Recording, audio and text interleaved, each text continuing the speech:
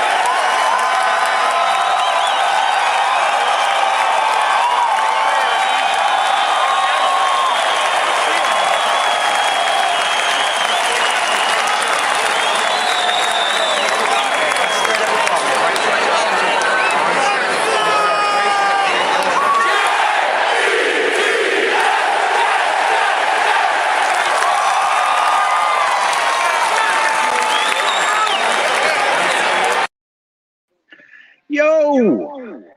Congratulations, my good friends.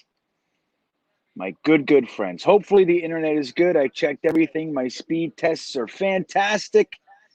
That's what it says. I promise. That's what it says. We are here. We get to watch New York Jets football live tonight.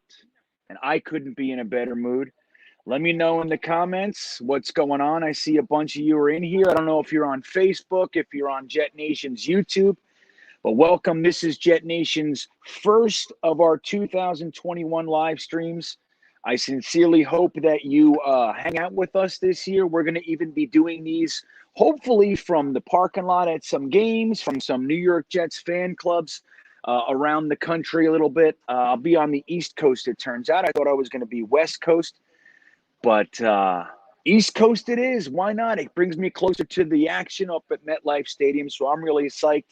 Let me know if you're in here, man. Let me say hello. The chat is dead. You know what? Hold on. Jet Nation does this thing. I'm going to do something. This is not my normal YouTube page, so hold on. I think it looks like the chat is not enabled, so bear with me. I'm going to go do it because if I remember this from last year, don't forget, I don't have the full allowances on the. I do, but I don't set this up in the same way as I set up my own page. Hold on, I'm in there. I can see it now. It's not made for kids. Definitely not made for children. Let's do this. Hold on. We're gonna get this. We're gonna get it going. Comments, hold potentially, bear with me.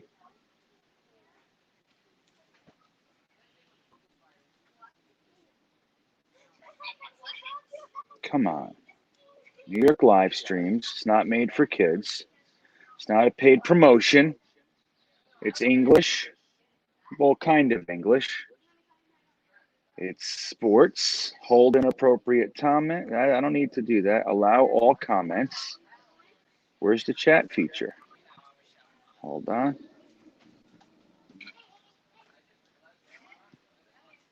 Because definitely, you guys definitely are in there chatting. If I know you guys, and I think I might.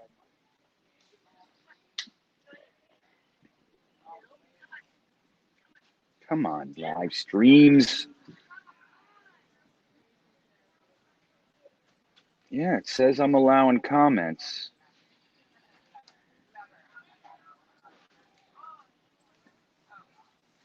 And the Jets thing is coming on. Bear with me, everybody.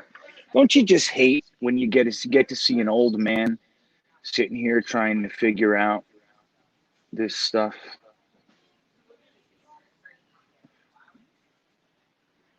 Live chat. Anyone can participate. Yeah, I'm allowing live chat. Live chat replay, the whole thing. Everything is good. I'm not on slow mode. So can you guys not chat? Is the chat? There was a chat. I did it. I'm not old. I'm not old. So I'll tell you this. Thank you. Thank you for bearing with me. Kilted Haggis. What's up, buddy? We got Slaugo's here. My Aunt Gina. You guys remember Aunt Gina? Aunt Gina, the reason I'm a Jets fan is in the chat. You can say hello to Aunt Gina. If you like me or not, you can thank Aunt Gina for the bean. That's what's up. Runner Dash is here. It's good to see you guys. It is. And I'm really excited to try to get this going tonight. It seems like the connection that this thing is on, I got to text my wife maybe and tell her to get over here and help me. Because it's funny. I was just watching the Jaguars game. Not a single problem. What's up, Postman? I see you, buddy. It's good to see you, man. So I was watching the Cleveland versus the Jaguars game. Not near an issue. Put the Jets game on. No service. Isn't that fun? There it comes. So what do we think? What are we looking for? Gratitude Steve is here. What's up? What's going on? It's good to see you guys. I am psyched. I am psyched. So I'll tell you, I was watching a little bit of the Jaguars games. Trevor Lawrence's first pass as a pro in the NFL, albeit preseason, held the ball too long, got sacked, and fumbled the ball. Recovered the fumble, but that's how that started. He did throw a couple passes that were behind the receivers. I saw a whole bunch of stuff. He didn't look too crisp, but I'll tell you what, I watched a lot of Justin Fields from his preseason game. And I got to say, the one thing that stood out to me above all else, he looks calm, poised, and collected in that pocket. I'm going to say it. He wasn't nailing everything as far – wait, hold on. Come on, bug thing. As far as, crisp passes and being on target, it wasn't necessarily there the whole time. He did have some real nice balls. But the takeaway for me was, dude, does that guy look relaxed? There's pressure. He takes a little step. He's completely calm. And that is why he's going to go a long way. If he can maintain that, you remember like Sam last year, he was like all jittery and tense and his feet were hopping up and down. He had what we call happy feet. Once a guy gets happy feet, it's very hard to undo. And Sam Darnold, while he had like a jumpy aspect to him his rookie year, he didn't have happy feet. He developed happy feet over the course of his tenure with the offensive lineless New York Jets. But Justin Fields, man, let me tell you, that guy, calm, cool as a cucumber. And I mean that. I was watching. Trevor Lawrence, not looking exactly the same way. Calm, but not that same cool air as Justin Fields. So I see Robert, how do you say that, buddy? Lajadus. Lajadice. Merwee's back. What's up? Greg Collins is here. Gary Peters. Johnny P. Yeah, man. Slaugo. Yeah, we're all here. This is going to be great. Johnny P says Fields looked a little bit slow to him. Interesting. Maybe his outward processing of the field may have been a little bit slow. Like I said, he didn't look sharp and efficient. But as far as his presence in the pocket, and he did have a couple really nice runs, he seems to be at least taking the time to scan the field, which is, look, that's one of the knocks on him. The knock on him is that he likes to throw to his first or second read or take off, right? That's what people say about Justin Fields. A lot of the time he does that. But let me tell you, it's not what I saw. It's not what I saw. Now, granted, this is the first preseason game and everything, and we don't know what's going. Look at that building in New York. That's crazy. So we don't know what he's gonna look like. But I'm telling you, I can't see him not winning the starting job. He doesn't look like a liability out there. That much I can tell you. Clifford Surratt, David Goodstein. Hey guys, David, thanks again for the green and white scrimmage, my friend. You did us a great service, and I appreciate it. So let's do this. The number one thing you're looking to see, you're hoping to see tonight, number one, above all else, if everything else goes awry, the number one thing that you would like to see come out of this game for the New York Jets, what is it? I'll tell you mine. I got two. Number one is I want to see Zach Wilson be calm in the pocket. That's what I want. I want time, and I want Zach Wilson to be calm, just like I saw with Justin Fields today. Although, like Johnny P said, he might have looked a little slow. Not when he was running, I don't think you mean. I think, to process the field, which I don't disagree with. But again, he looked calm. So I'm hoping to see that from Zach Wilson. That's number one. What are you guys looking for? Franz nails it. And you're right. But right. Let's just put it all down for a split second. Put your drinks down. He's right. No injuries. Number one. Nailed it. That is number one. We don't, nothing touches it. That's good. So thank you, Franz, for bringing me back to earth for a second. Now, after that, no injuries. What are we looking for from the game? So Clifford Surratt says he's looking for Wilson to look good. Agreed. Yeah, that's right, Cliff. I'll shout you out, yo. It's good to see you guys here, man. I love hanging with you guys. So it's really, it's fun. I'm looking forward to it. Although my game, it's like I said, I've been watching games for the past 45 minutes. I'm almost an hour. Not a single issue. Now that I'm trying to do the Jets, it goes in and out. I got to text my wife. She needs to help me. Hold on a second. Hold on. Let me just text her. She's smart.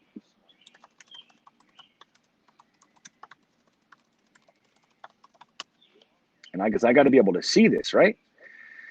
Let's see. So Kevin Durant says injury-free and how Zach commands and moves the offense. Fantastic. I agree, man. Mims on specialty. Ooh, Johnny P.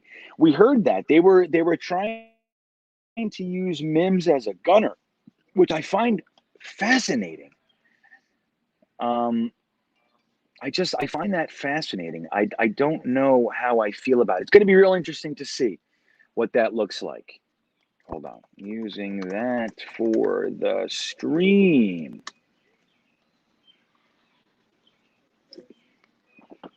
Right. Gratitude Steve says, you know what? I agree. Stats are for baloney. I just want to walk out of this healthy.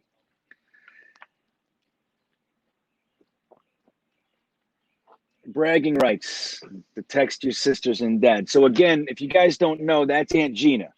Aunt Gina is the sole reason that the Jets were even presented to me. My whole entire family is Giants fans, except for, you guessed it, Aunt Gina. So Aunt Gina, she took me aside when I was a little tyke, and she's the one who brought me to the ground round to watch the Mud Bowl against the Miami Dolphins AFC Championship game in 1982. She's the one who took me there. And I remember there were these Miami Dolphin fans there at the bar. We watched it at the bar as a little tiny kid. I didn't drink or nothing, I promise. But they were being jerks to my Aunt Gina. They were laughing, like they were rubbing it in her face that Richard Todd kept throwing picks, and I didn't like it. I made my decision right there during that game. Number one, I'm a Jets fan. Number two, I hate Miami. Hate them. So that's Aunt Gina. So she wants bragging rights to the rest of our family. You see what she's saying? Because they're all Giants fans, man. I'm trying to get my nephew to come aboard. My sister's son. My sister's a diehard Giant fan, and her husband, my brother-in-law, is a Yonkers fire lieutenant, and he's a diehard Giants fan, and I'm trying to steal their son. We took him to the Coney Island Jets meetup, and he loved it. He said, I'm a Jets fan. It was great. So what's John Post saying? Oh, let me see. Yeah, I know. I'm fucking frozen over here. Here it goes. So Huff started with a sack. Look at that. Look at that. Look at that. I can't even watch it yet. Isn't this the worst? I'm telling you guys.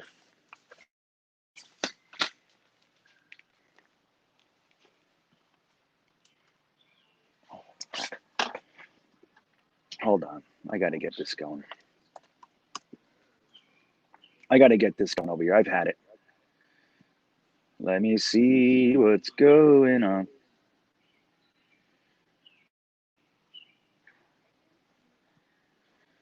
All right. So Bryce Huff coming out of the gate with a big sack. I love it.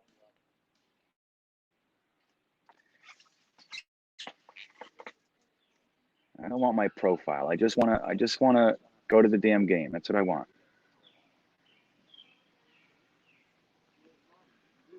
That's great. Okay, good.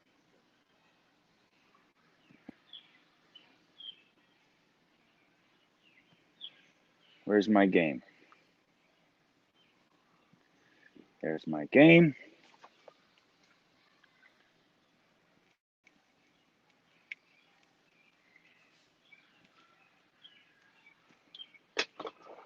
There it is. Okay, we're back.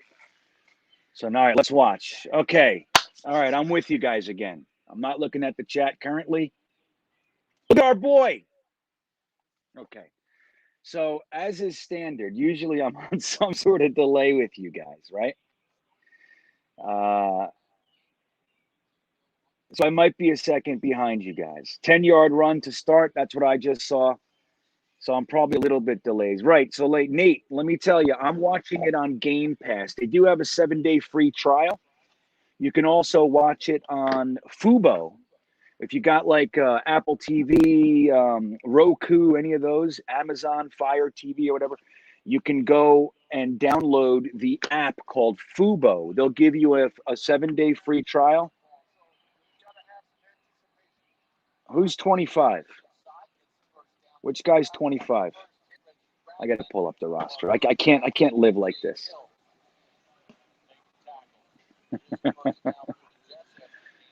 All right. I'm shutting all this stuff off over here because we are good. All right. Okay, back then. Dan Feeney starting at left guard. Okay, look at Wesco, number 85. He's in there. He's playing fullback. Let's watch him. Let's watch him. Look at that. Crushing. Sealed the edge. You got it, buddy. NBC. So it's on local if you're in New York. Clifford Surratt is saying, Nate. If you're in New York, I don't know where you are. That's right, Johnny P. No 1-yard dives. Seems like Michael Carter's the focus so far, right? Number 32. So who's back there now? He's back there again. You see that block by Wesco? You play games at Wesco, I'm telling you. Look at this. Oh, you mother.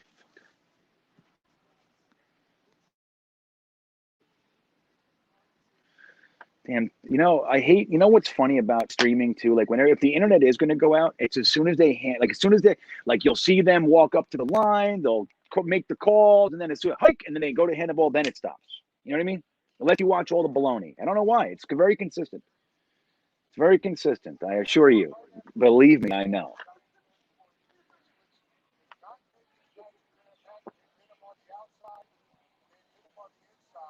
All right, so this one's first. I'm delayed over here. Okay, come on, Zach. Who's that? There he goes. That's right. Right to his man. Right to his main man.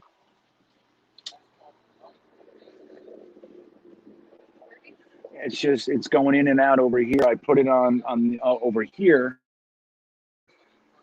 Well, I don't know.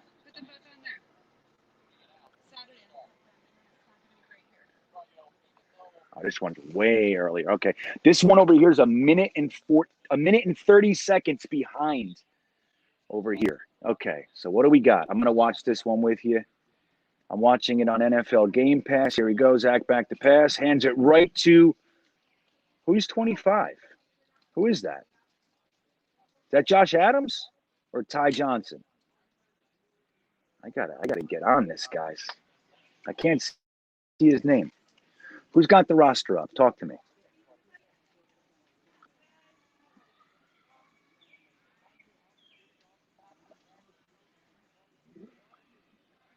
Yeah, it's Ty Johnson. Okay, good. See, look, they're spreading it out, man. They're spreading it out.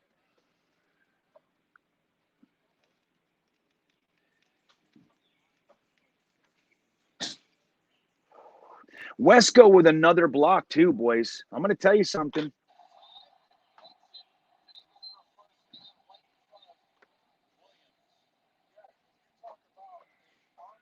I know, Holton, right? I miss this so much.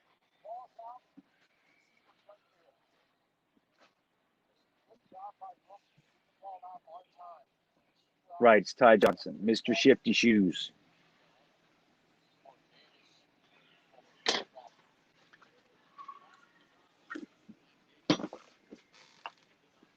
So Pirine's 22, Johnson's 25, Carter's 32. There he goes. Okay.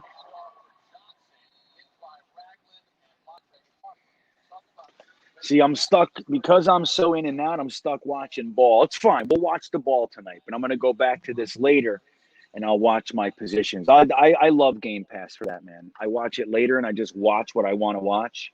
I don't follow ball necessarily. If you guys haven't done that, it's great. Costs like, I don't know, $100 a year or something crazy. All right, settle down there, Zachy Poop.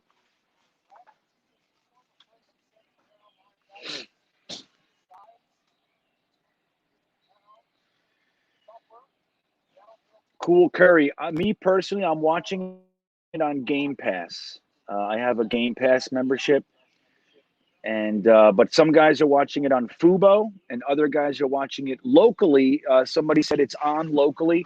It's also on NBC, right, and Fox, I believe, maybe one or the other.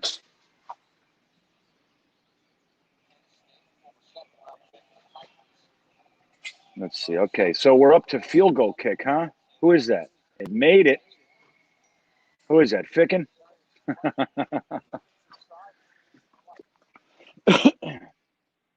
So I got to say, the drive looked good. I'm a little disappointed that we didn't get some points out of that. Excuse me. I'm still on Game Pass. Game Pass is still working for me.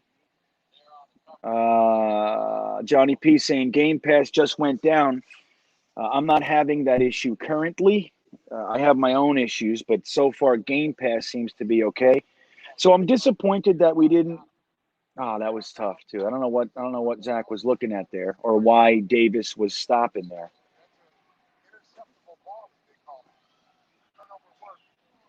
So hold on, let me just look at this.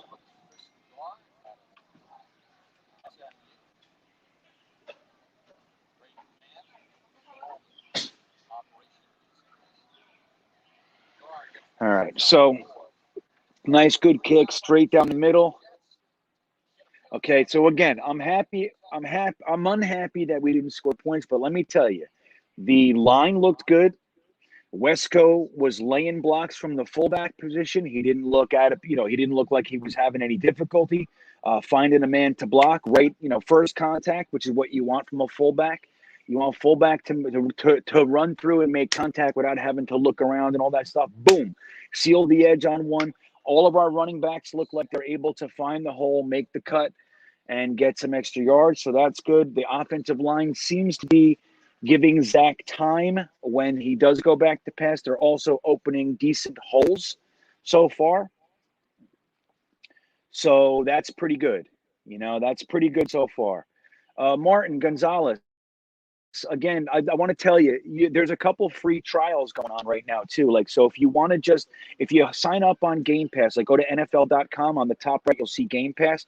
Click on it. They'll give you a 7-day free trial. You have to fill it out and sign up and all that, and then be careful because they will bill you after 7 days. You can get the game that way. You can also go, if you have a Roku box or Apple TV or any of those, download Fubo, Fubo. And Fubo does live TV, and they have the games as well. I did that free trial. I did the free trial more than once in the last while. You have to wait a certain amount of time. But anyway, you can do the free trial. I think they give you a 21-day free trial. At least they did last year. But anyway, either way, you can do that real quick in the next 5 minutes, and you can get the game. Okay, Martin? So Big Block Joe's identified that Zach does look like he might have a little bit of the jitters. I don't know if I really saw that. But that's okay. He didn't. I think that last pass play, he didn't look too good. Look at Mims. Mims better calm down. You see that? Mims better calm down or take a better line. You see Mims?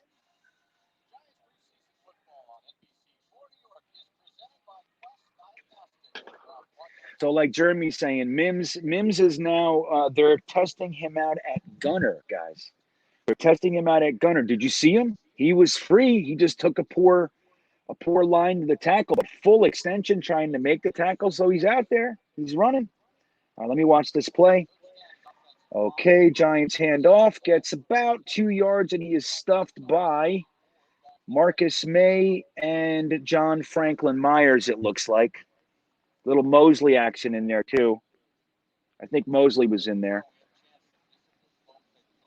I'm really psyched to see this defense. That first drive I wasn't able to see. You guys said Huff with the sack. That's exciting. Look at Mims. I can't believe it. Oh, it's so funny. I'm rewatching that play. Mims. Take it easy with those hammies there, Mims. Okay. Back to pass. Danny Dimes. About 4 yards, 4 yards, 1, 2, 3 yards. Tackled by Jared Davis. And a flag on the play. Oh, that's Glennon. That's not Danny Dimes. Mike Glennon. Sorry about that. Let me watch this now. Let me see. I'm watching it again. Look at Bryce Huff's speed, though, man. Look at his get off. Oh, that's the run play. Okay. Flag on the defense. First down. Sorry. I was trying to hear something. What is it? What? Defensive holding on John Franklin Myers? Nathan Shepard. Oh, hands to the face. Nathan Shepard. That's what it is. I couldn't hear it, so I'm taking a guess here. It looks, yeah. What's Nathan Shepard doing? You can't push up on a guy's face mask. I don't know when they're going to learn. You just can't do it. All right, let me watch the pass play here before the penalty. Yeah, man. Huff tackled. That's C.J. Mosley making a very quick open field tackle, not Jared Davis.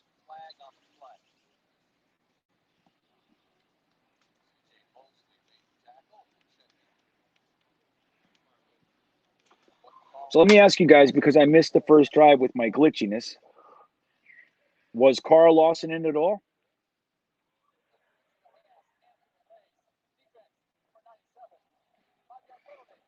So Clay Wavy is having some issues. Guys, if there's anybody in the chat that knows how to help him out, he's up there in the New York City area. Anybody who can help him. It's also Franz is saying, hey, Clay, Franz is saying it's on channel 4. Now that, I don't know, I think that's NBC, right? I haven't lived up there in a long, long time, my friends. That used to be NBC. Lawson was there, didn't get to quarterback. So he's just beating up on Mims and not the Giants. Holton said he just didn't get to the quarterback. Okay, let me see what's going on here. I got to be careful going back and forth from the game to the chat. I can't obviously look at both. I wish my eyes could do that. I would do it for you. I would. If I had the ability to do it right now is when I would do that for you. All right, so 1st and 10 Giants. They're on the 44-yard line, I think. Run play stuffed, tripped over his offensive lineman because it looks like Fadukasi stood the center up. Let me make sure that's what happened.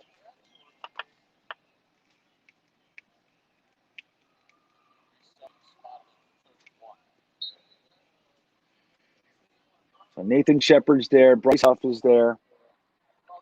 Oh, it's 94 Rankins, right? 94 is Rankins, isn't it? Or is that Fadukasi? I got to get all this back in my brain, fellas. Nope. Big pass on Bryce Hall. He lost Bryce Hall for a first down. Just over the marker there. Let's see what happened. Bryce Hall going back in zone. Yeah. Okay. A lot of space. I don't know what the defensive call was there. He gave him space, though, man. He was expecting him to run. And he just stopped. It was a hook, and he hit him. Okay, back to pass. Oh, look at this. Oh, okay. Ball batted at the line. It flew up in the air, and we almost got an interception. Didn't quite materialize for us. Let me see who batted it. Oh, that's Franklin Myers. Franklin Myers batted the pass.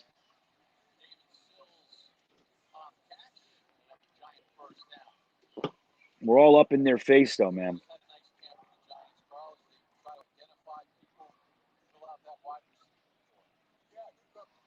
Oh, big hole.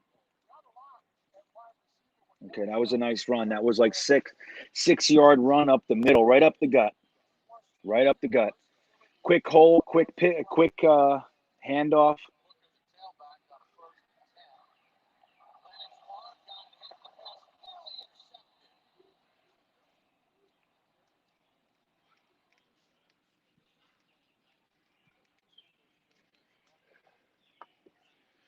All right, let's see what's happening here.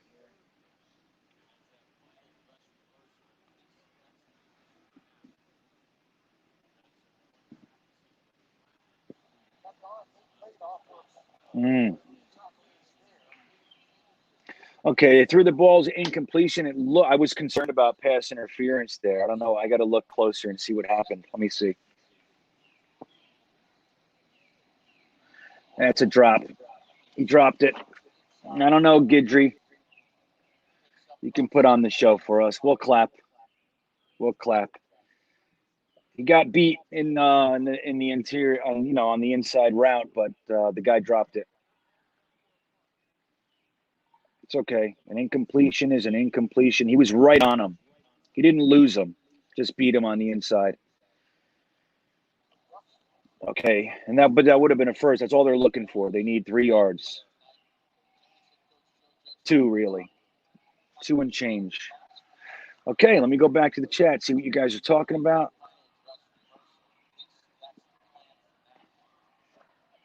Guidry. Everybody loves there's some Guidry. Stop sleeping on Guidry, dude. You got to be kidding me. If you tell me that was a good play by Guidry, I mean, look, I'm with you guys. I'm rooting for him. If he's the best guy, I'm in. I don't see it, guys. He gets beat constantly, and he was beat on that play. It just, the guy dropped it. Let's be real here. He got beat for a 3-yard first down. That's what that was. It was a quick route. It was a quick slant. The guy dropped it. That's what it is. Guidry was there. He didn't lose him, but that's the design of the play. It's to get in front of the cornerback, catch the ball for the first. That's it. It's all they were doing. The guy dropped it. So I don't hate him. Yes. I got a flashlight. Very cool. I'm live right now. Okay. My daughter got a flashlight, she told me. So I want you to know, I do not hate Guidry. If he plays well and he's the guy, I'm in. I'd love to have a guy that fast who came from the undrafted free agent pool and make it into the starting role and be great. I would love nothing more. I'm just telling you guys, I don't see it. I never see it. I watch him just like you guys do. I just don't see it. I think the guy, but he was there, so there's potential. If the coaching staff thinks he's development worthy, I'm in.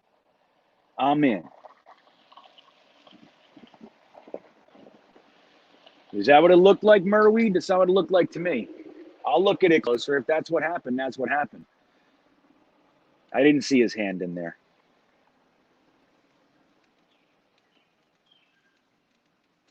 But I only watched it twice, so I don't know. And the first time it was quick. I didn't, you can't tell what's going on when you watch it live motion. You got to watch the replays and stuff. And if my other TV wasn't doing its glitchy thing, I have one that's on a 1.5-minute delay, so I can watch this. I can watch the live play, watch the replay, and then come over here once I know what's going on and really look for it. I'll watch it after too.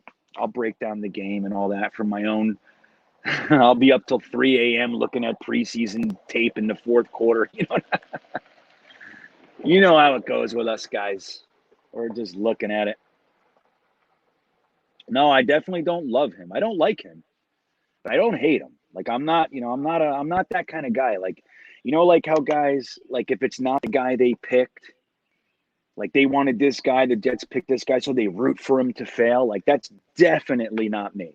100% not me. Now I will root for one guy over the other, especially when I see something. It's like for years. I've watched guys play well that the staff wouldn't play for one reason. They'd come in and play well, and then they'd bench them again. And so I'll root for those guys to get in and stuff like that. But yeah, man, if Guidry's the goods, I'm in. I want you to know that. I don't see much in this guy. I just don't. So we'll see. So if he's in there and he plays for us, trust me, I'll be telling you guys that you guys all rooted against Guidry, and I was on board the whole time. You'll see how I do it. That's what I'll do. Ooh, who's that? Hello. She looked nice. She was friendly. Very friendly looking. All right, Zach. All right, so on my TV, they're getting to the line right now. It's 1st and 10 from our 10-yard line. Back to hand the ball off. Ooh, look at this. Around the edge. Woo, nice and quick. Just about 10 yards. Just about 10 yards. That might be a first. Yeah, that's a first. Look at that. Look at Ty Johnson, everybody. I'd like to see who helped seal that edge. Come on, who cares about this interview? Right? Am I wrong? I want to see the replay, fellas. The tape don't lie. That's just it.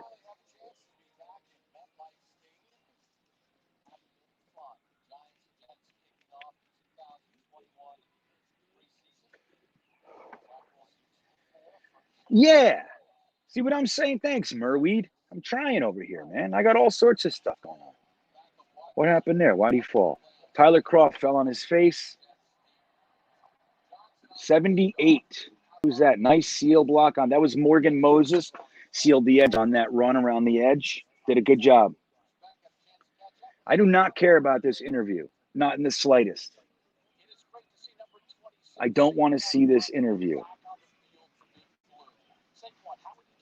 I just don't care. Get him out of here.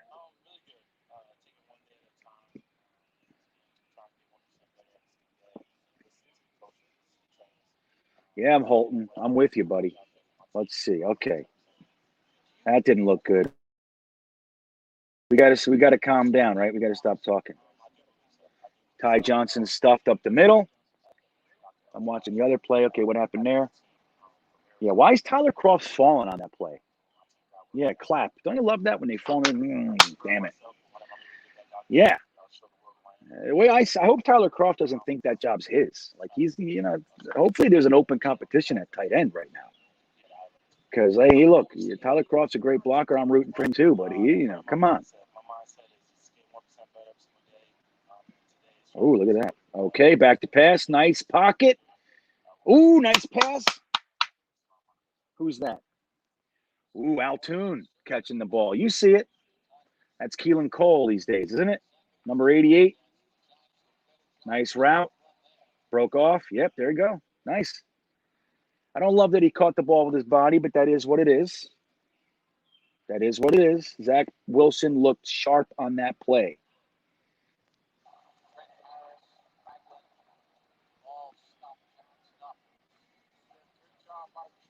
It is what it is when they catch the ball with their body, but it's not what I like to see. Okay. Oh, that was beaten from the word go. They stuffed that one. Leo stuffed it, guys. Leo stuffed Michael Carter. I'm going to rewatch the pass play here. The one to Keelan Cole. Oh, that was more of a hands catch. Okay. He caught it with his hands, brought it in quick. My bad. Look at Wesco fighting. See that? Let me tell you, on that play, the Giants defensive line busted up our run blocking, except for Wesco. Wesco had his guy stood up. All right, what do we got here? Here we goes. Look at this. Okay. 17, that's Vincent Smith getting in the game. We haven't seen Mims as a receiver, though, yet. We haven't seen him out there. At least I haven't. He definitely hasn't been throwing the ball if he was out there. You know who really blew that play up? That was number 51, a linebacker, Ojulari. Ojulari was the guy who blew up that run play. Not so much Leo. Leo did a good job too, but Ojulari busted through. He's going to be good, man. I liked him. Okay. Another run play. They're figuring us out. 2 yards, or he might need to shake it up a little bit more. That might not be Leo, by the way. I think the first one was Leo, but maybe I'm just confusing the hair.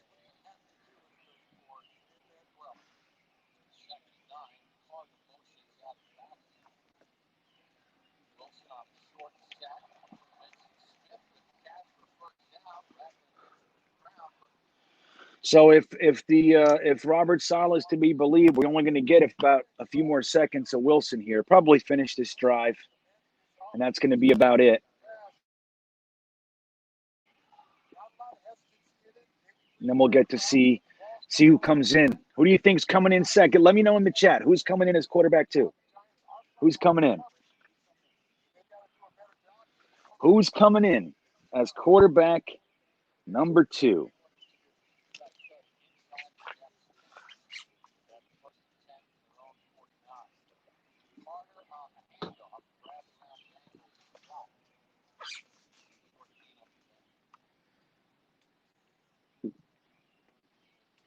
Mike White. Morgan. What's up, Friggle D? Mr. Rectus here. Yeah, man, you guys are the goods. Everybody's saying White. Fastest quarter in history. Yeah, it's up there. It's up there for sure. Mims in the second half. Right, Piddly Poo. I'm with you, buddy. There she is again. They keep showing that. Who is that? Is she somebody famous? The cameraman likes her. It's funny. Men are funny, aren't they? Aren't men funny? The guy's like, yeah, he thinks it's him. It's not you, buddy. The cameraman could care less if you were there. Kellen Clemens. There he goes. Hey, Matt Simon. What's up, buddy? Good to see you. He says Captain Morgan will come in as quarterback too. I'll see a few. John Holton says Josh Johnson. Piddly Poos. He says the team just looks different than it was under Gabe. Team looks competent. Right. And clearly they're going to have to put some things together, right? Like this is literally the first time that this collective has ever done anything together. Most of them have never been in the positions that they're in right now in the NFL. You know, you got LaFleur, first-time OC. You got Calabrese, first-time quarterback coach. You got Robert Saleh, first-time head coach. Zach Wilson, first-time NFL quarterback. Receivers, Michael Carter, first-time NFL running back. So they're so much going on. So much. So I think we look competent, And the interesting thing will be how we adjust too. Like coming out and being able to do something against a team when they show you that they can stop it. When they figure you out 2 drives in, like you come down, you score a touchdown, you try to, hey, if it's working, it's working. You try to do the same thing and they figure it out. How well can you adjust and present something new that they need to readjust to? How well can you do that? That's going to be the mark. Because we have not done that. Bowles was no good at doing that, and obviously Adam Gase, I don't even think he tried doing that. Billy SBC says Zach Wilson is 4 for 7 for 46 yards. No touchdown. I would have liked to see that. I think he did well enough that we could have scored. But I think that's not bad. Really impressed. This is Merweed. Really impressed with the kid's poise so far. He's playing with solid composure and exploiting what the defense gives. I agree. Well said, Merweed. I'm with you. Blunted Vegas is here. Hey, buddy. He says, looking good. Who else we got here? Wilson needs more reps. How about them Jets? I hear you. I'd like to see him get more reps, but I think at this point you're starting to see less and less starters in there. So what you want to see is him get the hell out of there because guys start playing crazy.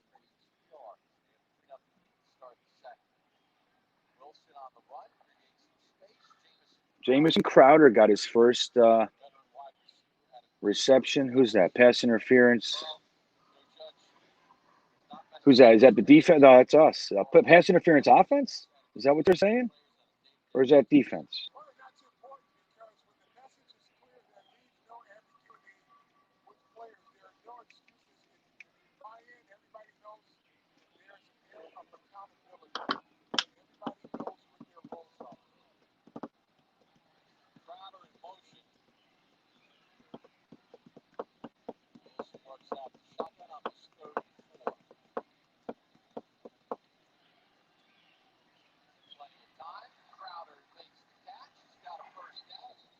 Okay, come on, Zachy Poo.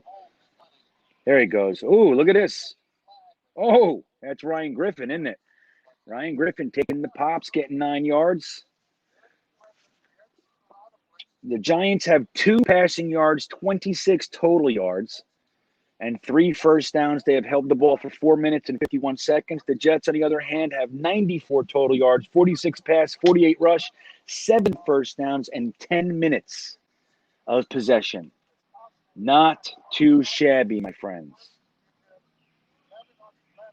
So it's 4th and 1. Look, oh, they're going for it. This is exciting. I like it. Keep Zach in. Get the first down, kid. What are they doing? Where's Wesco? Watch them. Oh, terrible. Terrible. I'm going to tell you something. That one play reminded me of last year, didn't it? Right, Holton, I'm feeling the same thing. It looked like a Gase call. It did. It did. Ridiculous. I agree. Bad play call. Everybody feels the same way. Everybody feels the same way. Look at you guys. You're all lockstep. Blown up on a 4th and 1. Yeah, I don't know why we haven't seen P-Ron yet. We haven't seen him yet. They've given us a sprinkle of Ty Johnson and Michael Carter, but we haven't seen. I'm really disappointed in that play call. And they didn't even run it behind Wesco, which was interesting to me. Let me watch it again. I think, yeah, this is it. Let me watch what's going on here. I guess they did. Who got beat there? Dude, McGovern, man. Feeney, let me tell you something. Feeney got slapped around. He was all the way on the other side of the field, and McGovern got pushed over. No, McGovern was trying to seal it. Okay. I don't like it. That was an ugly play. I think the offensive line was confused on that one, guys. I don't think they nailed down their assignments.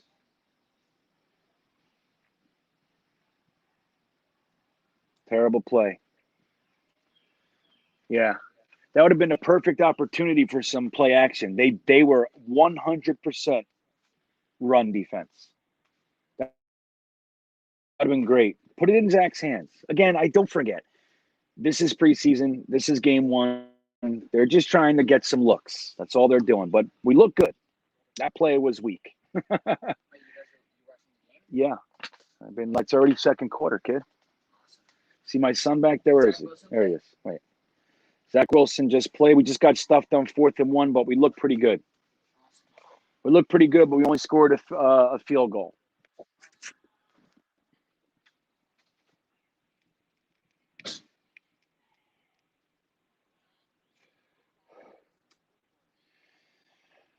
Well, you know what's really going to be interesting, Misdirect?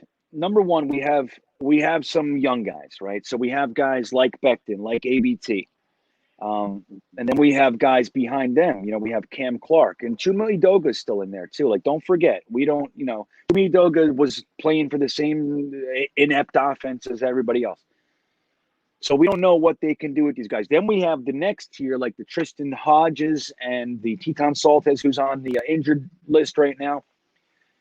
And we got Brown. We just got Brown off of waivers. So we have some young guys for potential pipeline. But I think guys like the Mullet, like Van Roten, hey guys, also like Alex Lewis, I think like those guys, we're not going to hear those names next year. Those guys are all going to be gone. Okay, and just like you said, we're going to continue. I think Joe Douglas is going to draft offensive linemen every single year, at least one. And whether it's a first-round pick, we don't know. He's done that so far. Both years he used a first-round pick on offensive linemen, so we don't know. All right, hold on. Sorry. Wow, look at that run, huh? See, now we're starting to see some second string action. Let me watch that. Look at that hole right there. Oh, there it is. Who's that? 40. That's Huff. Yep, Huff got sealed hard. Pushed out of the play. But who's the linebacker that's supposed to fill that hole? That's my question.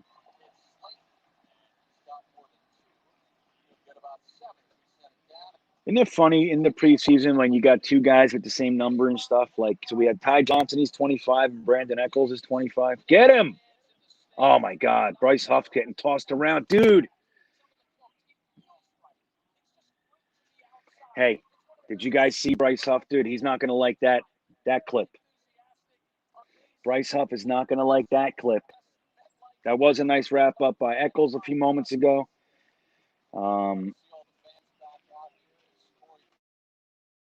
Yeah, but, so did you see Bryce Huff on that? Dude, number one, he got blocked. That's straight from the beginning.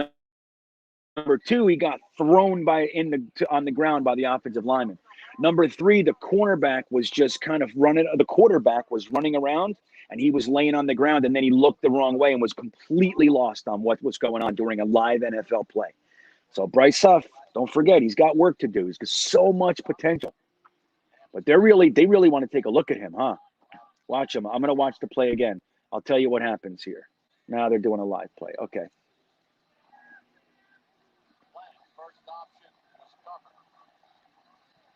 Yeah, Bryce Huff. Okay. All right, I'm the play behind now. Okay. Who's that? What just happened? Let me see. That was okay. Good swarming. Gotta love a good swarm.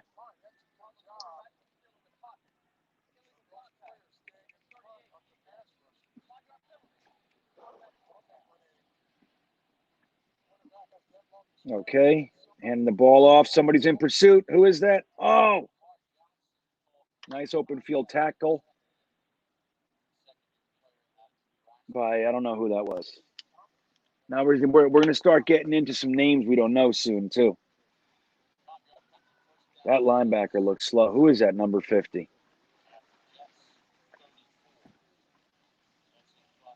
I got to pull up the roster. I can't live like this. Hold on.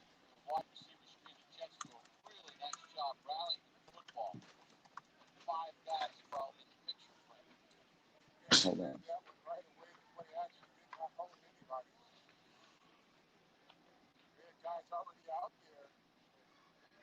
Okay. No way. Okay. He almost had it. Good coverage on Eccles. Oh, flag. Come on. Let's see. He might have had his left hand because that was almost a good one-handed catch by the tight end, it looks like. Oh, no, that's, what's his name? Wait a minute. Yeah, he's got him. Brandon Eccles, you can't get away with that in the NFL, kid. You're going to have to watch that. We looked real good for a while. Now the second and even some third stringers are in, so you're going to start seeing some sloppiness. Brandon Eccles just got called for a pass interference penalty. That's right. He didn't have his head turned. Right. So even if you're fighting with the guy, like, there's some handsy stuff going on. If your head is turned, you're good, man. You're gold. It's like 8 out of 10 times. If your head is turned, you're not getting a flag. So he's going to have to learn that, Billy. There was a fumble. Hold on. See, I'm going all over the friggin' place. Fumble up, Jets ball. Who got it? Jamie Sherwood's in. He's number 44. Man, look at all these young fellas we got in there. Wow. All right, let's see what's going on. That's Sherwood, dude. Sherwood knocked the ball out.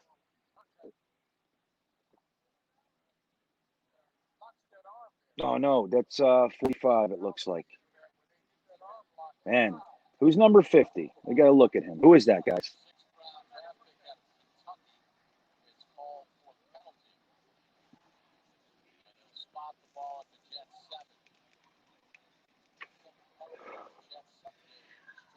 I gotta find out who number 50 is. I can't deal. Number 50.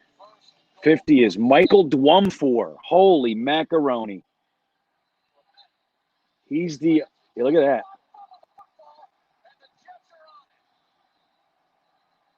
Look at Sherwood. He's funny. Okay. So number 50 is Michael Dwumfor, the undrafted free agent, I believe, out of Rutgers, right? Let me make sure. Yeah, he's out of Rutgers. And he looks terribly slow. He recovered the fumble, it looks like, so that's great. But, yep, he got the fumble. There he is. He's got it. Nice covering up. Good job, buddy. Good job. But he looks terribly and painfully slow. Not bad for a bunch of rooks, Big Block. Not bad for a bunch of rooks. Okay, get him in now. Morgan White Johnson. Let's do it again. Morgan White Johnson. I'm going to get a tally. We got 88 people in here. It would be fantastic if you could like this video. Don't forget, this is the first of our entire 2021 season live streams on Jet Nation's YouTube page. This is for Jet Nation.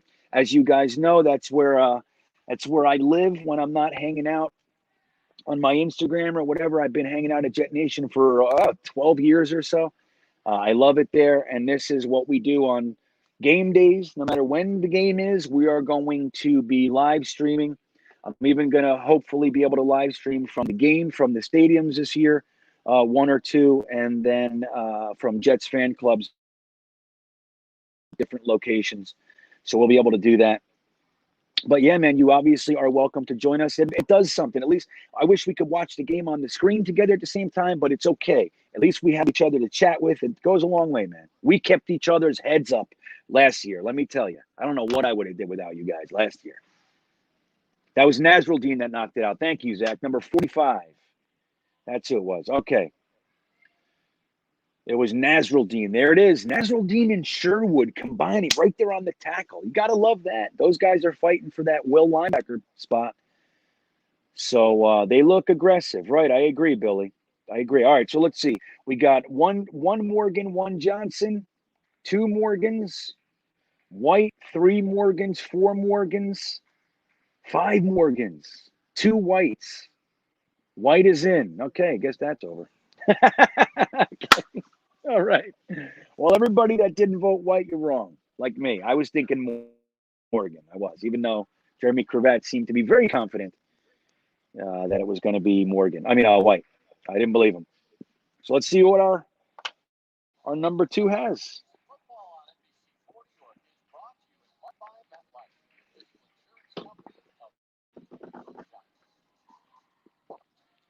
Vincent Smith in motion. Westco at the block. Nice first down. There you go. Chris Herndon with the catch. Look at this. Keep making him look good, Jets. We got to get a fourth-round pick for Chris Herndon. That's what I want to see. Let's showcase him. Let's showcase him. All right. Mike White under center. Got a little shift on the right side. Herndon's in motion. Stutter step back to the position. H-back. Okay. Michael Carter. Ooh, stuffed hard. It looked like it was going to materialize. It did. It did. George Fanta's in there. We got Connor McDermott, Dwight Freeney. Levin is in at center, it looks like. You got a guy named Murphy on the right side. Oh, my gosh. Look at this offensive line. I don't know what's going to happen.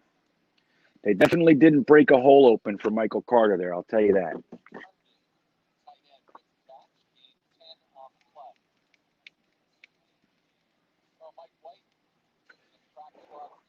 Mike White back to pass. Plenty of time. Look at this. Wesco, lay it out. Are they going to give him the first? No, right before. A little bit short. He wasn't that short.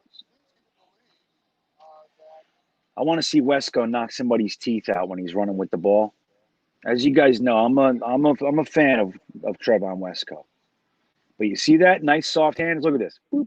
Nice soft hands. Pass was a little bit behind him. See where the ball landed, dude? He got a bad spot. That's about 2/3 of a yard shy of where he actually landed. I'm telling you, these refs in this league. All right, come on. Who's that? Got the first. That's all I know. Could have got a little bit more. This line looks like they're going to have some problems, everybody. And Ty Johnson's still in there. They're giving these running backs some work.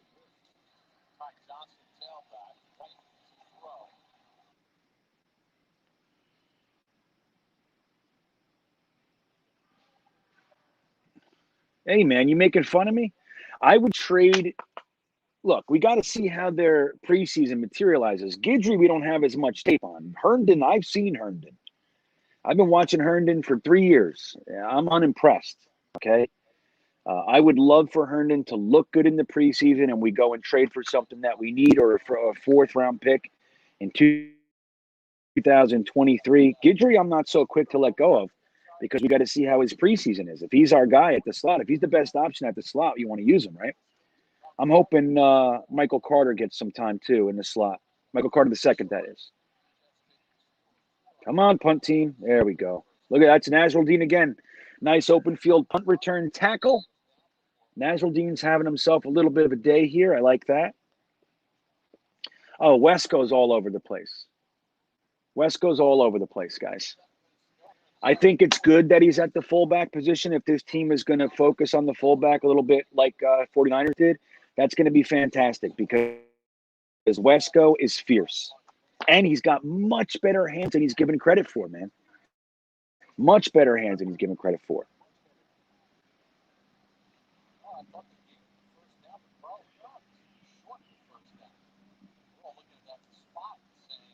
All right, what do we got there? They're showing the Zach Wilson. Zach Wilson looked good, man. Nice touch on the passes. You know, decent accuracy. Sure. Zach Wilson looked good. Nothing I want to scream, playoffs or anything, but I think he looked good. I know, Slago. I'm just playing. It's all good. No, I don't think they're shopping Ty Johnson. I think our stable of running backs is good, dude. They're young. We have young legs. That's why the whole Tevin Coleman thing, I go back and forth on it. Like, I'm not the biggest Tevin Coleman guy for this team right now because I want to see young guys out there trying to see who we got. Like, Tevin Coleman is good for a team that's like, a rotational running back away kind of a thing. I don't know. I mean, he's good to have in the room right now. He's a vet. He's been around. He's been 3 separate places with LaFleur, right? So there's definitely value there. And he looks good. He looks crisp this year. Oh, what happened? What the hell just happened to the game? You guys Game Pass go out? Maybe it's a commercial. Is it a commercial, everybody? Come on.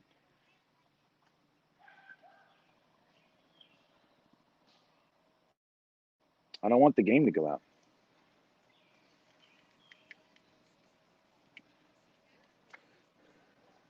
Johnny P., I agree, dude. Nasruddin was that guy, very similar to Bryce Hall was the year before. That guy that should not have been there. And Joe, look, we got to credit Joe Douglas for having the nose. Like, there are those guys every year. Every year there are guys for whatever reason. There's teams just have other needs at that point, and there's a player or two that pop through. And the team that grabs those guys have a really good chance to maximize their draft board value. And it's like Mike McCagnon, John Idzik, they had no ability to do that. None. No ability to do that. The fact that Joe Douglas was able to grab Bryce Hall in the 5th in 2020 and Hamza Nasruddin in 2021, dude. In the Bryce Hall was a 5th, Nasruddin was a 6th. And then to get Kenny Yeboah as an undrafted free agent. Sheesh. All right, it's a commercial. Maybe. Yeah, okay, it's back on. All right, let me watch this play. Okay. Come on, defensive boys. What do we got here?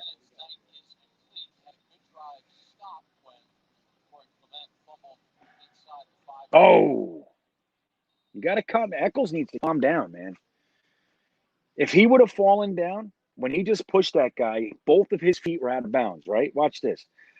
Both of number 13, Pettins, look, 1-2. He's pushing him out there. If he would have fallen down, that's a 15-yarder, just like that. There's no reason for it. Yeah, me too, Zach. I want to see P. Ryan. Honestly, I think what they'll end up doing is giving guys. I think Michael Carter's probably. They're going to give him every opportunity to be the starting back. But I think the other guys, they're going to try to see how they play with each unit. You know. Oh, that was close. Bad pass. A little bit high. Poor Thornson. How we doing? Still 3-0? Yeah, it's 3-0. Oh, that was tipped by Jamie and Sherwood. Did you see that? That was tipped. Sherwood again, Adam Sendick. I'm with you. That was Sherwood. Zuniga's in. There we go. I want to see what number Zuniga is right now. I forget. Hold on. Where is he? Number 9. That was him. I was just watching him. Number 92. I thought to myself, look at Sean Ellis. He looked good on that rush. Look at this. Okay, we'll take that bounce. 4:49 left in the first half, my friends. I am enjoying myself. I hope you are enjoying yourselves. Don't forget to like this video. Don't forget to sub to Jet Nation if you haven't already.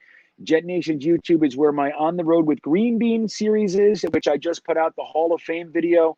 Nobody watched it. So I would love it if you guys did. Get over there and watch it. It's a great video. It took a lot of work to put together. And I think we got 165 views for, we put it out and there's lots of things going on. It just didn't work. But I would love it if you guys could watch that. Give that a like as well.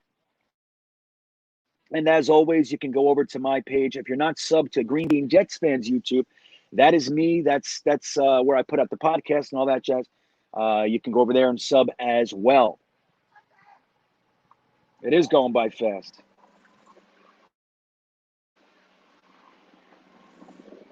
Yeah, Jeremy. I think I really want to take a look at guys like Zuniga, like P. Ryan, like Yaboa. Dude, we have so many guys to look at. That's the cool thing about when you start to educate yourself even a little bit. You get into the draft, you start looking at the guys that are coming in. You're at least surface level aware of the undrafted free agent class. Then the preseason games are interesting, man. Like I love preseason. I love the third and fourth quarter in preseason. A lot of people turn it off. They watch the first quarter, maybe the second quarter, and then they turn it off at halftime. Not me. I love it. I love watching preseason. I love to watch our guys, see who has potential.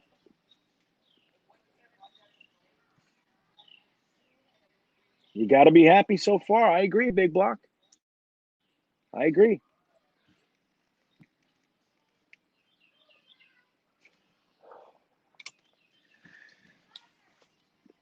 Gina. Tune. John Holton says, this is going by fast because we are showing competence. Last 2 years, we have had Gase teams. Every minute lasted 2 hours, and it was pure suffering. John Holton, that is so true. You remember last year, we're watching the game, and it's like we're just watching. We're talking in the chat. And then I look at the clock, and I'm wondering, I wonder how much longer this game is. And it's not even the first quarter's done. I'm like, no. It felt like those games were 7-8 hours. I couldn't believe it. So I'll tell you right now, Yaboa is number 48 currently. So we got Zuniga number 92, Kenny Yaboa is number 48. Sherwood is 44. Nasruddin is 45. Dwumfor is 50. He looked slow as heck. Oh, look at that. Vincent Smith. Don't get hurt, buddy. It's a good hit. Nice route. Nice catch. Is he good? They giving him a helmet to helmet? What's that? Was that a helmet to helmet, guys?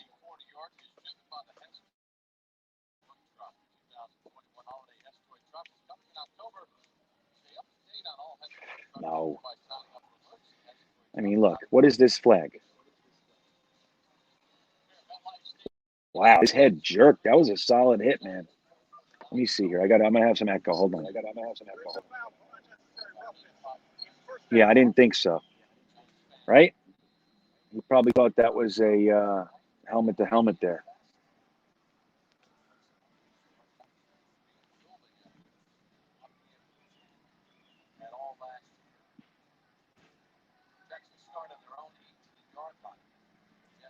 We got Jeff Smith and Vincent Smith in the game on the field at the same time together. That's interesting. Wow, did you see how open Jeff Smith was? Guys, did you see? So he hit Vincent Smith underneath. Jeff Smith was streaking down the center with the cornerback trailing him. I don't know if there was a safety up top though. Maybe that's what was going on. Let me try to see. Nope. Doesn't look like it.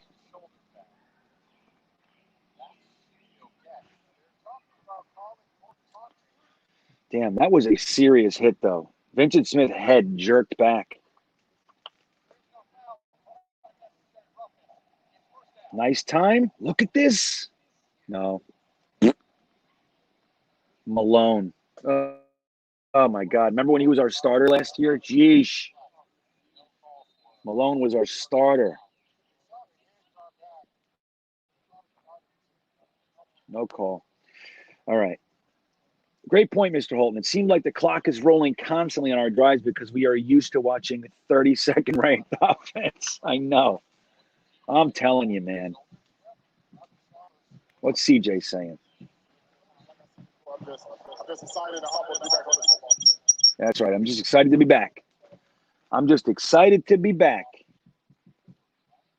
There he goes. Okay. Juke him. Michael Carter looks sharp, man. Michael Carter looks sharp.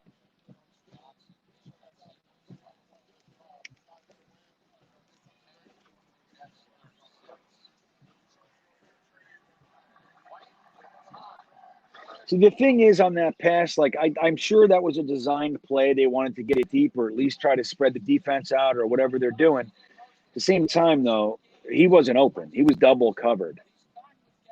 And so he didn't have this. He didn't even have a step on the cornerbacks or anything. Okay, look at this. Wesco getting set up to dry. You see that? That's how you get guys hurt. I hate that play. I hate it, hate it, hate it.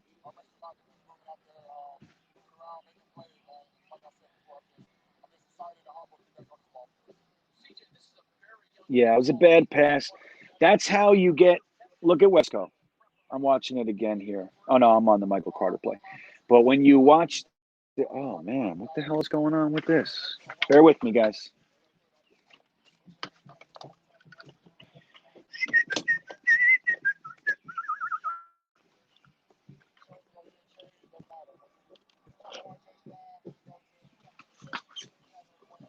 Jeez, my computer almost died. It's plugged in, it just wasn't charging. Jeez, it's scary.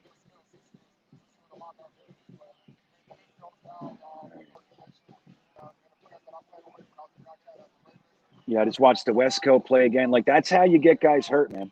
Setting them up like this, he's turned around up high. You get a guy like Ray Lewis out there, so dude, they crush you with that.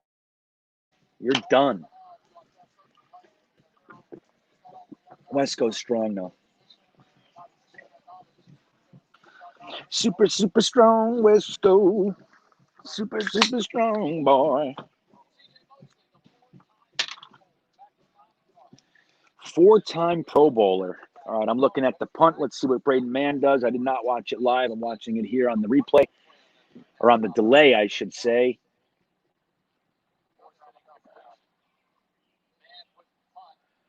Nice punt.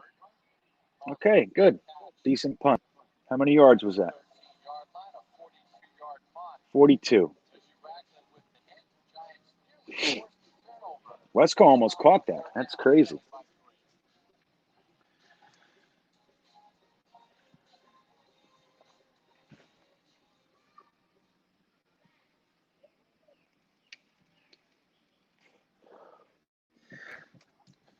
Slago. NFL guys have Mr. Olympia genes.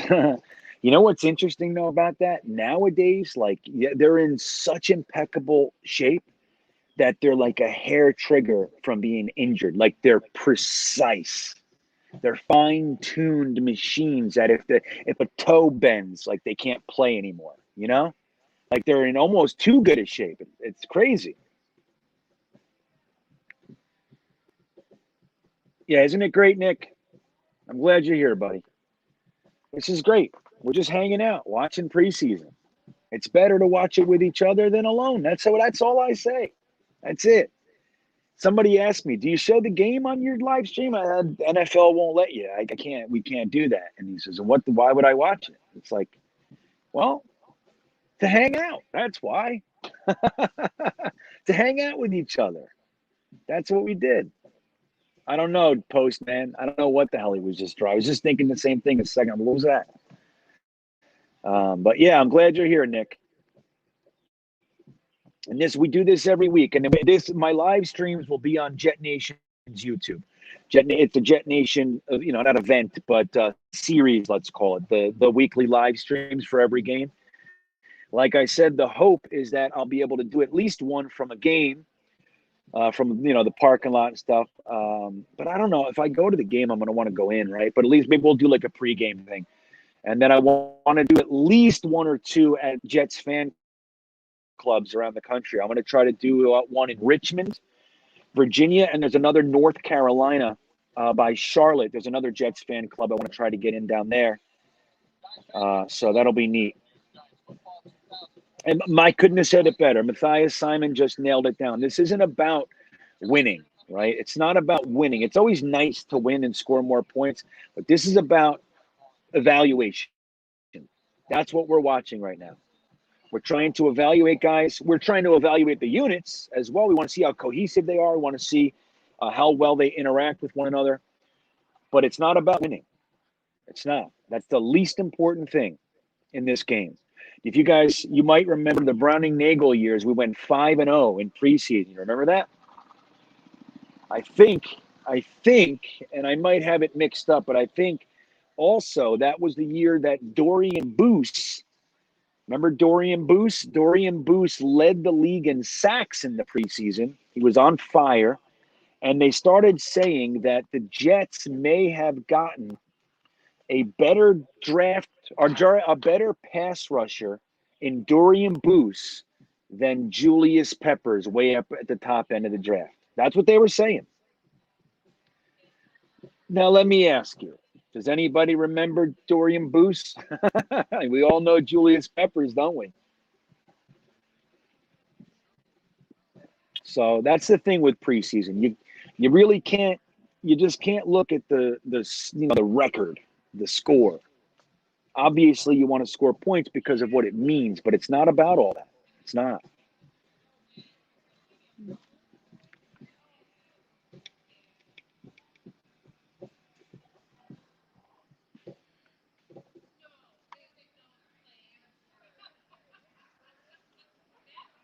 All right. That's a good point. Marshall. Who's Marshall? Marshall. Yeah, Marshall. Brandon Marshall? Marshall with the stop. Oh, Marshall. Right, our 6th-round pick. Okay, good. Awesome. John Holton, you're in Richmond? Yeah, we'll hook up for sure because I'm going to be over near Charlottesville for the whole football season. I changed my plans. So we were heading west, as you guys know. I'm in Michigan right now, right over the Indiana border. I'm going to see Jets by Jimmy tomorrow. We're going to go have some pizza tomorrow, me and Jimmy. So that'll be neat. But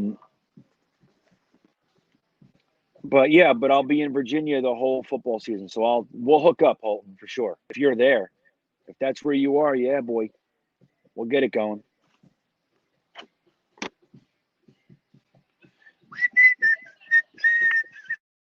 You're in Northern. Okay, yeah, you're up there in Nova. It's not far. It's a pain in the ass to get out of Nova, but it's a whole different thing up there, buddy.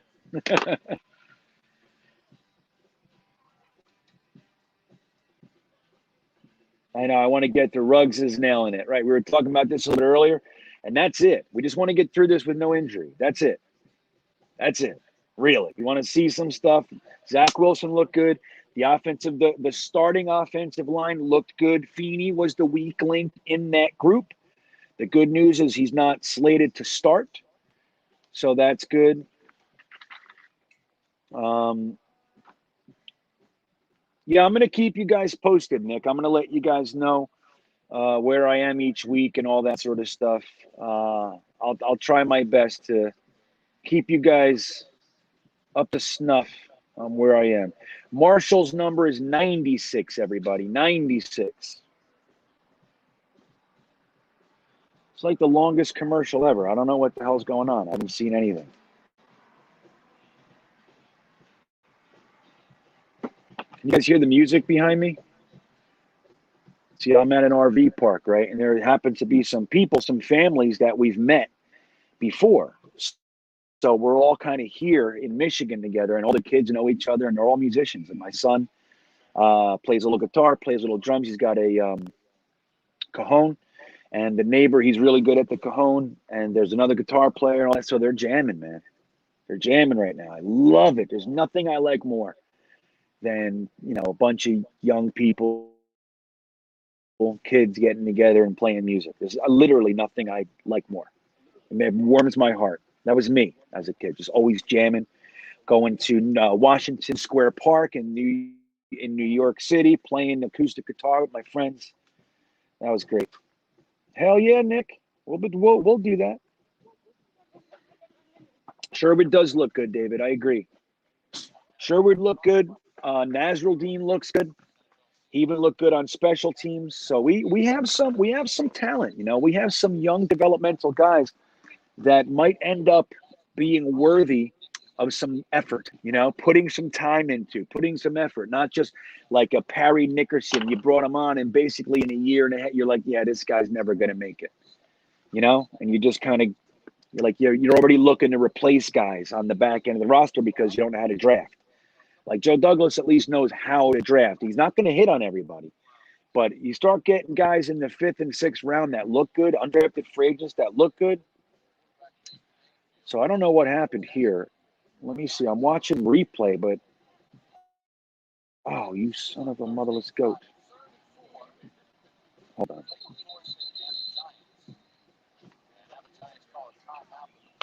I had it on pause. I'm waiting for the commercial to end, and I had it paused, guys. I'm like, what the hell is happening here? Oh, wow, that was a nice catch. Who did he burn? Number 36. Who was that? Was that Pinnock? There goes Huff. Huff's playing like the whole game.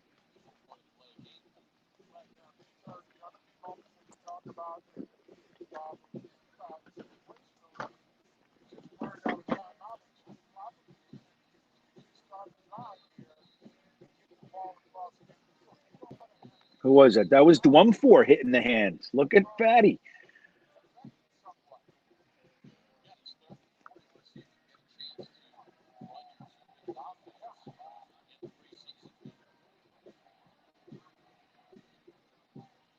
Dwumfor. Look at that. All right. Look at the Jets. They're coming. Oh, nope. That was a good look. Who's that? Who got him? Who got him? Let me see here. I see Zuniga. Who's that? 96. That's Marshall, isn't it? Yeah, 96. Look at this guy. He come to play. He come to play. Wow.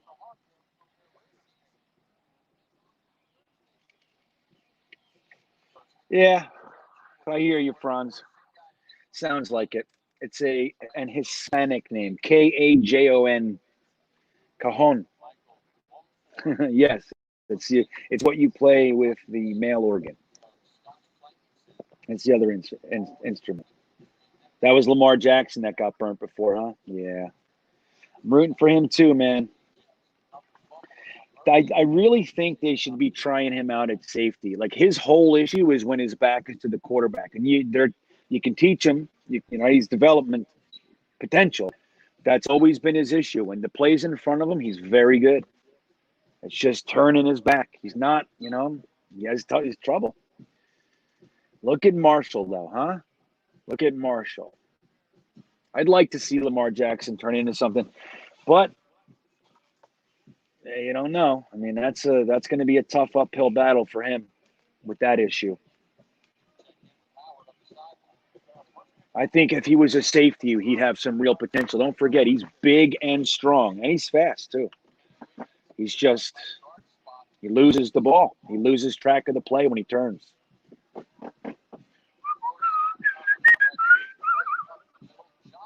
See Dwumfor trying to jump up. Who's that? Who's hurt? It's Dwumfor.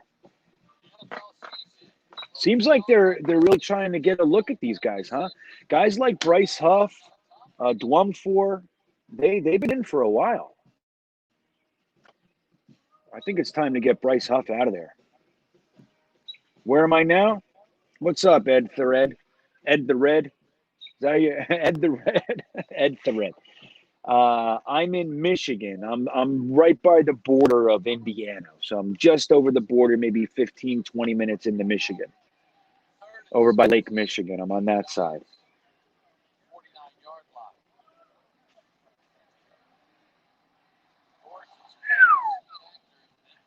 So that's where I am today. All right, he's walking off though, right, guys? So that's good. That's a positive. He walked off.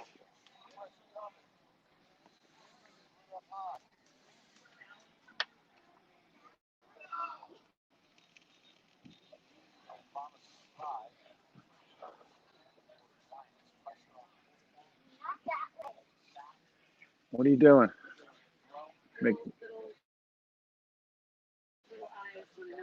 Oh, yeah? Okay. They can look. That's fine. You can look in here. You're like, what is that? All right, let's see what's happening here. Okay, punt. Here you go.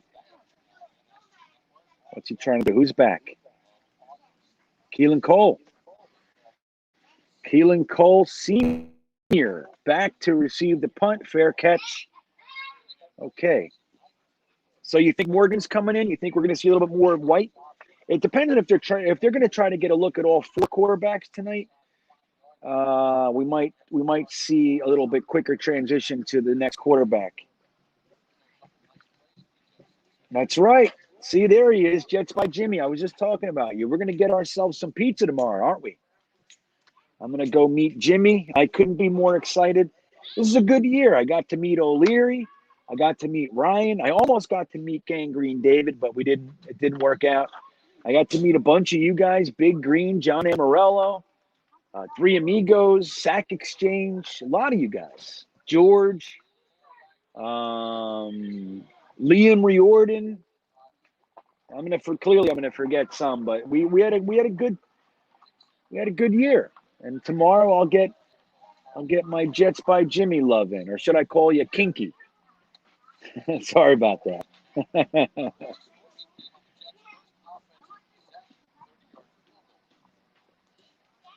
Thanks, Ed the Red. Yeah, I appreciate it. You know what? My prediction for the season is like 7 to 9 wins. That's what I realistically think. I think if the ball bounces the right way for us and we catch some momentum, I think this is the kind of team. Robert Saleh being as inspirational as he can be, I think we might pull something off.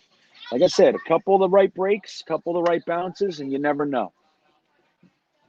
Maybe we can get to 10, 11. I don't know. It's going to be tough. Jimmy's predicting 12-5. He's sticking to it too, man, which I respect.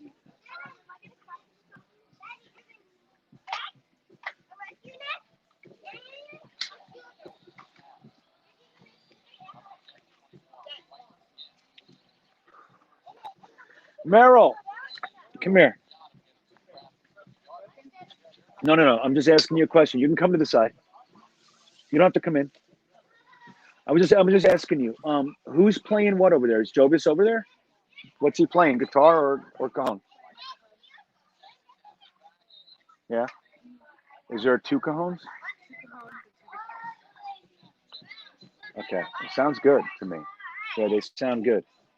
These kids sound good. I'm telling you. I don't know if you guys can hear it, but it's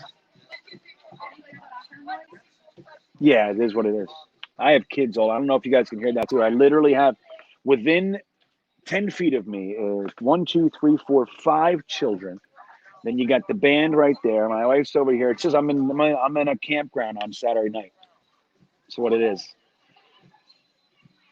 So John says he thinks we're going to go 5-12. Just being realistic with our young roster, I think we're going to be in almost every game. Yeah, that. Well, look, you know what, John? That's the thing. Like I said, if we get a couple bounces and we wait, hold on, guys. Hold on. My thing went out again. Just like this happened the other night. Hold on. Tell me this right now. Is this worse or better than what I was just showing you picture wise? Tell me.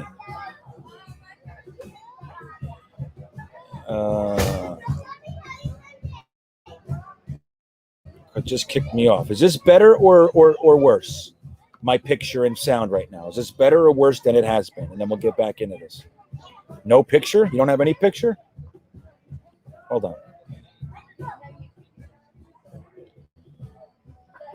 Yeah, it's not letting me in. You guys don't see me? Worse? Okay, I'm coming back. Hold on. I'm coming back.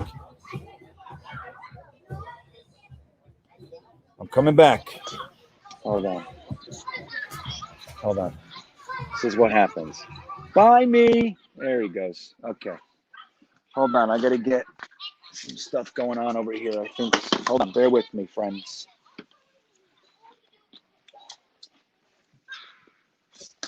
I'll be right back. Hold on.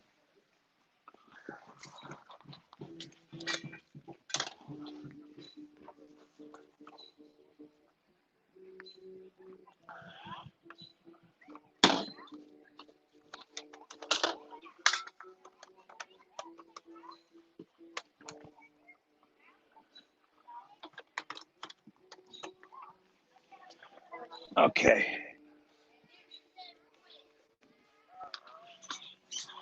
Yeah, better? Am I back? Okay, good. Slightly worse, but worse. Fuzzy picture. I'm back. Am I better now? I should be better now. Okay, good.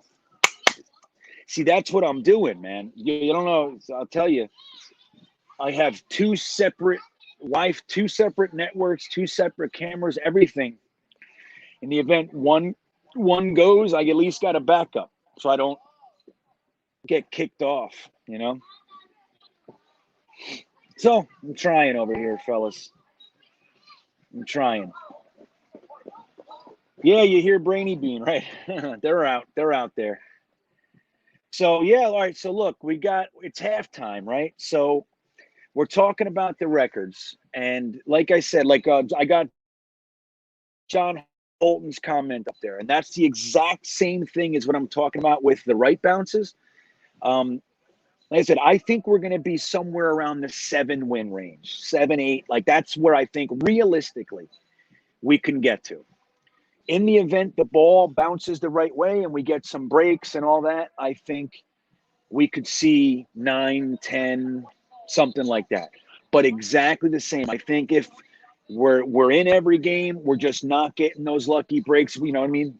It's just if the ball bounces the wrong way a couple of times, I think we can be looking at a 5-6 win season as well, which would be fine as long as we're in the games. This is an evaluation. It's a foundational year. And we have to make sure that we know that we're at, it's just like you see how quickly it goes for our fan base and the NFL at large where we're concerned. All it took was Zach Wilson not looking like $1 million in the green and white scrimmage, and people literally jumped off the bandwagon. We should have taken Justin Fields.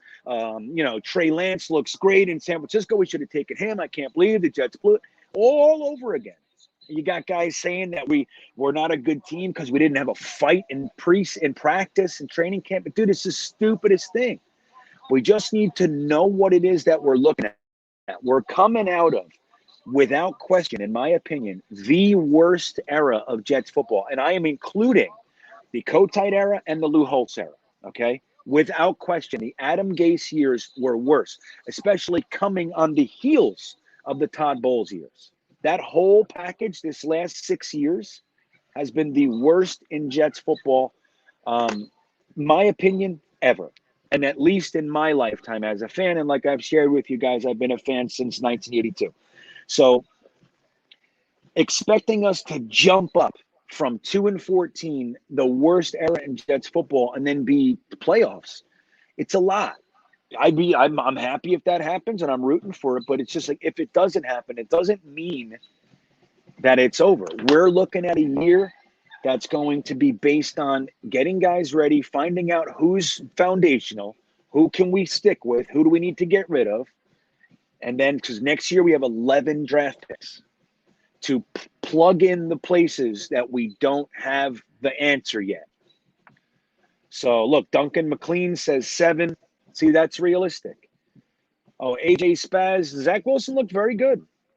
He looked very good, crisp. He looked a little bit jumpy at times, but I think overall he was calm. He was poised. I think he did good. Jets by Jimmy has bounced it from 12-5 to 11-6. Don't do it, Jimmy. I'm holding on to you, buddy. Don't do it. So let's see. Duncan said, yeah. So who else? What do we got? Give me your record predictions. Let's see. New York Jets Tales. What's up, my friend? We are young and we'll lose a few games.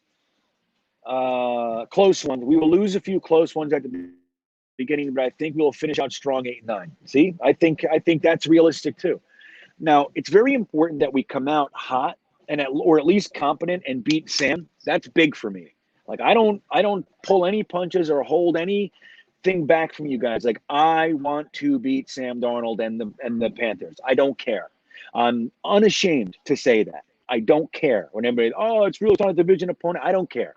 I want to beat Sam Darnold and Robbie Anderson and Pat Elflein. I want to beat those guys. I want to come out 1-0 and beat them. I want to be 1-0 in our home opener against the Patriots. I want that. So I think it's very important that we come out and beat the Panthers for that reason, dude. It'll be an onslaught. It'll pour on us. And that's pressure that we don't want on our team that early. Okay? So, but I think that other than that, we got a few games in there that we can win, man. Denver and some others. But, and we get the Patriots early with a new team too. So we might be able to get the jump on them. I think that's good for us.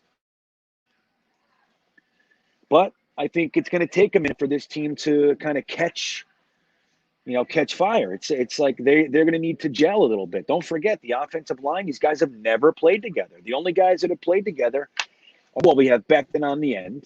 We have Connor McGovern in the middle, and then we have Van Roten if he starts.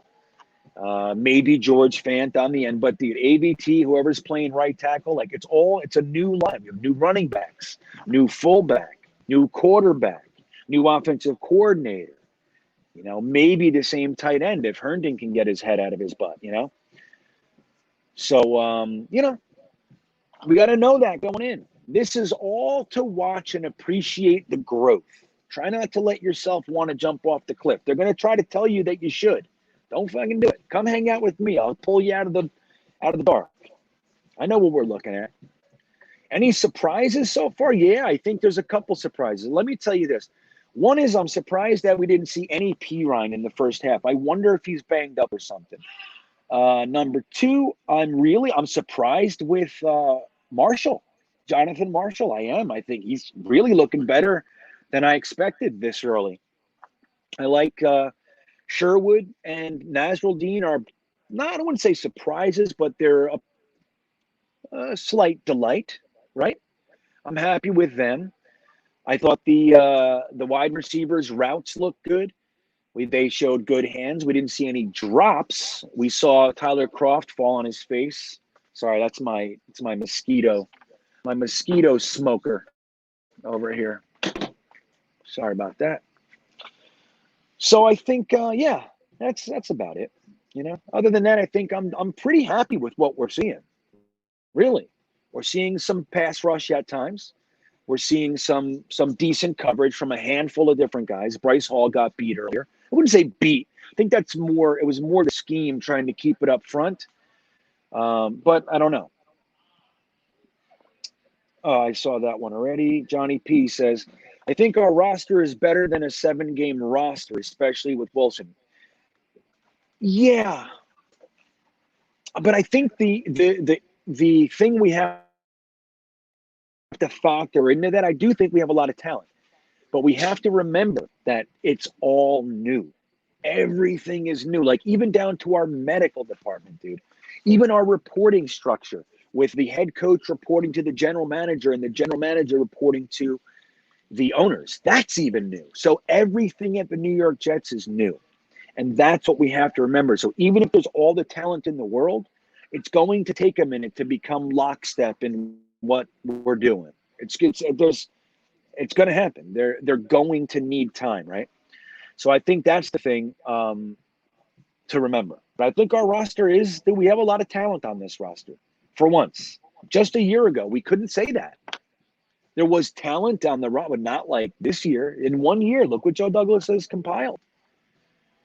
Hey, Big Green, what's up, buddy?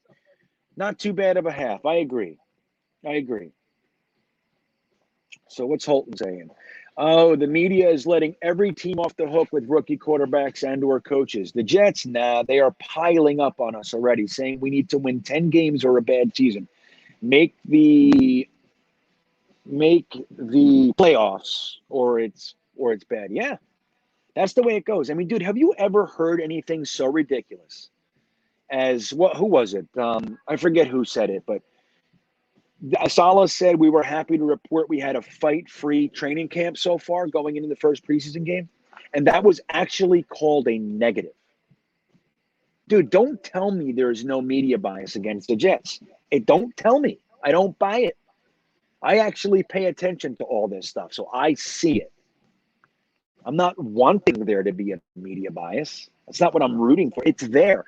How could you possibly say that your team not fighting each other is a negative? It means they have no fire. No, it means they respect each other. There was a little scrum, a little push. They stopped it, and the players handled it themselves. The coach didn't even have to come in and make them run laps like the Giants. Dude, it's insane.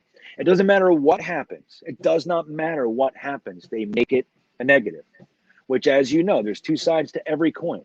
You can always make anything a negative. I just met the most beautiful girl, and we got married. The problem is I'm going to have to give her half my money if we get divorced. You know what I mean? Like, you can always flip it. Everything is flippable. And what they choose to do with the Jets is they choose to flip to the negative. That's what happens. And the Reds act the man. Steve Dean, what's up, buddy? I don't know if you guys know, I went to high school with Stephen Dean. We lost touch for 25 years, 28 years. And then last year, we just kind of figured it out. We were watching the same Jet stuff. I said, hey, did you go to Parsippany High School? And he's like, yeah. I'm like, hey. He's like, who are you? He's looking at this bearded guy named Green Bean. I'm like, oh, I'm this guy. Remember, I'm Kyle. So anyway, that was real cool. I'm happy to see you, Steve. I hope all's well, my friend. Let's see. Seattle will have a worse record than the Jets. Okay. That's very possible. Not if Russell Wilson's playing. I'm just telling you. Not if Russell Wilson and Lockett and DK Metcalf are playing. I'd love it. I'm telling you. Best case scenario would be for Seattle to have some internal implosion and end up having that really bad down year, just 1 year, and we get a top 5, top 10 pick out of them. That would be the best. It'd be the best. Then we go get one of those, maybe a nice edge rusher, nice cornerback. Get a blue chip cornerback to go along with Bryce Hall as a 2 instead of a 1. Now we're talking. Trey Lance had an 80-yard touchdown pass. Kyron is reporting. Thank you. Yeah, Trey Lance is a talented guy, man. I think he's gonna push for that starting job over there. So who knows? Yeah, I agree, Johnny. Gase was so bad that it made the roster seem worse. I agree, and that's a similar aspect to 1997, or was it 96 with Kotite? We were 1 in 15, and we had so much talent. Now we were never going to be, well, we didn't have a playoff team, but we were not 1 in 15. We were the best 1 in 15 in all NFL history, for real. We had Keyshawn Johnson, Wayne Krebet, Jeff Graham at the receivers. We had Adrian Morrell. Like, we had talent on the team. And then Parcells comes in, plugs in a few guys, and we were 9-7. We went from 1 in 15 to 9-7 with Parcells. That's it. Because Gase is that bad, just like Kotite was then. So I agree. Steve Dean is predicting 7-10, 9-8. It's right in the same pocket on that. Did they start playing? Okay, here we go. Let me watch. Sorry. Mike White still in, handing the ball off to LaMichael Pirine, who was attacked, strung out, and stood up for a 2-yard loss. That's not the way to start, buddy. I don't know where he was going to go. Let's see if he could have cut it up. Nah. Yep, they got him. Who's it time? You got Levin and Feeney. Dude, that offensive line over there. Our second string offensive line isn't. We got some depth, but man. Connor McDermott on the left. Let's watch our line here. See what they do. That was a rough first run for Pirine. Nice block by Pirine. There it goes. Pass. Oh, that's a pick. That looked like a pick to me.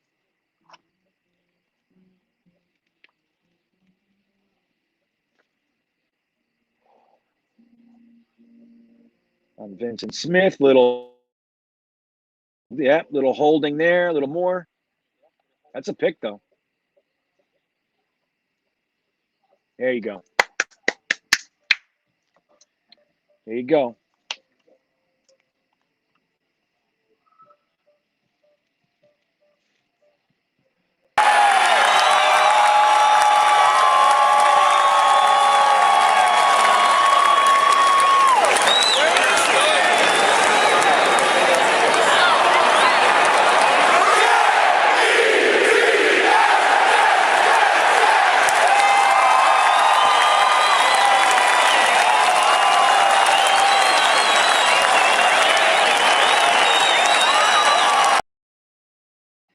Man, if that pass, if he could have gotten Vincent Smith was open there. Did you see that?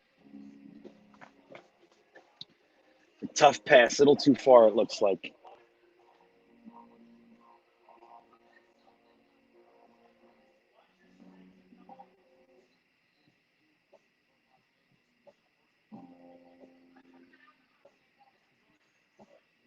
Let's see what we got here. Okay, they're up on the line.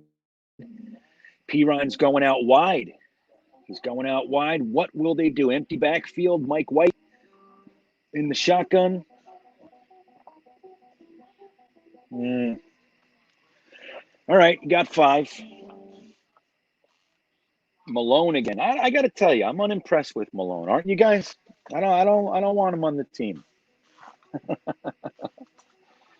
I'd rather see Jeff Smith, Vincent Smith. I'd rather see Berrios. I'd rather see Cager, some of those guys in there. Well, that's it, piddly-poo. That's it. People forget about that. That was Tannenbaum's big issue. Tannenbaum was pretty good at building the front end of the roster. The back end, it was a desert. He had nobody back there. So Joe Douglas is trying to develop a pipeline. It's going to take some time, but we got some depth. But it's going to take a minute. But that's the thing. It's scary. Think about going from ABT to Dwight Freeney. Look at that. Who did that? Mike White's hand hitting in the. I don't even think a hand hit him. He just dropped the ball. It looked like from that angle. So 4th down, we're going to see Braden Mann, I imagine here. That sucks. Yep. Okay, we're back to punt. 12 minutes left in the third.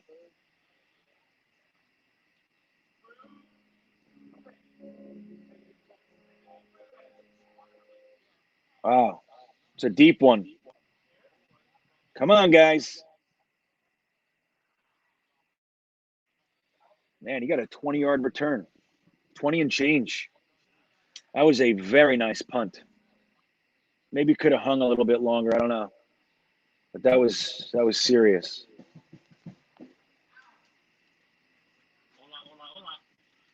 Hey, buddy.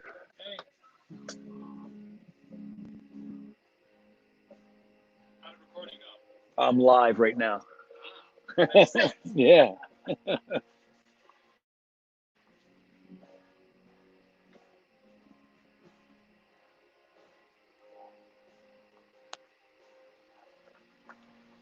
Oh, wow. Look at that. FOC. He says today is the New York Jets' birthday. 62 years young, the Jets are today. Is that accurate? That's pretty good. Thanks for reporting that to us. Happy birthday to the Jets.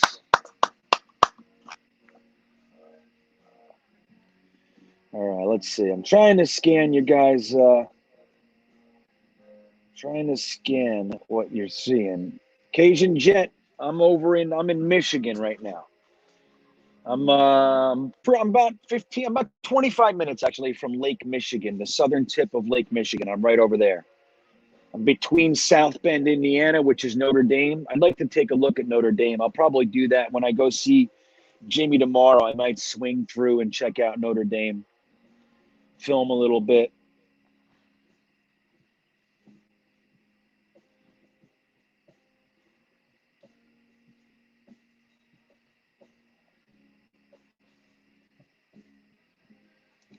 Right.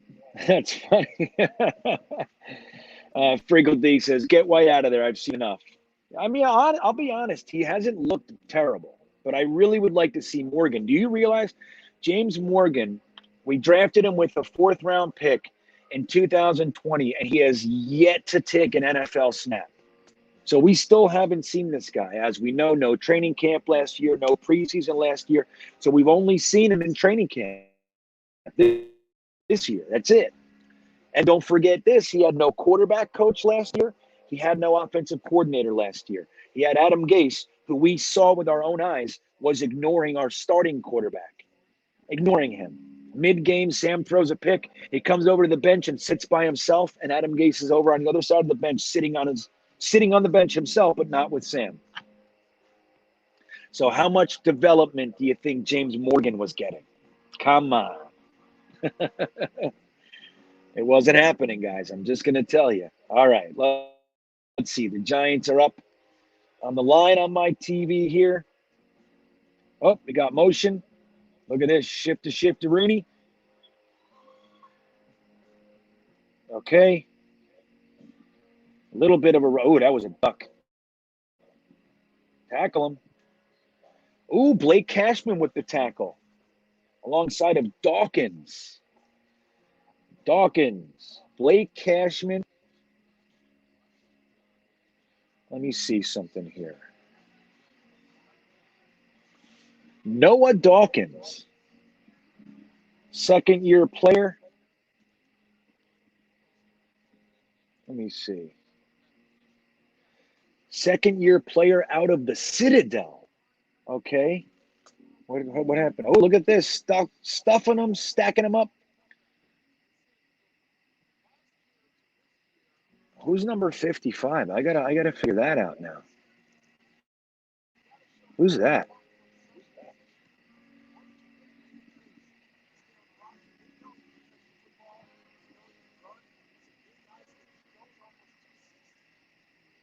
Justin? No.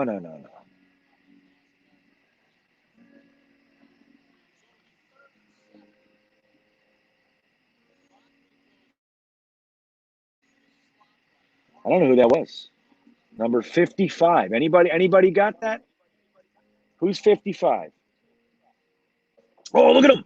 Here he is again. Look at this guy. Is that Hamilcar Rashid? Who is this?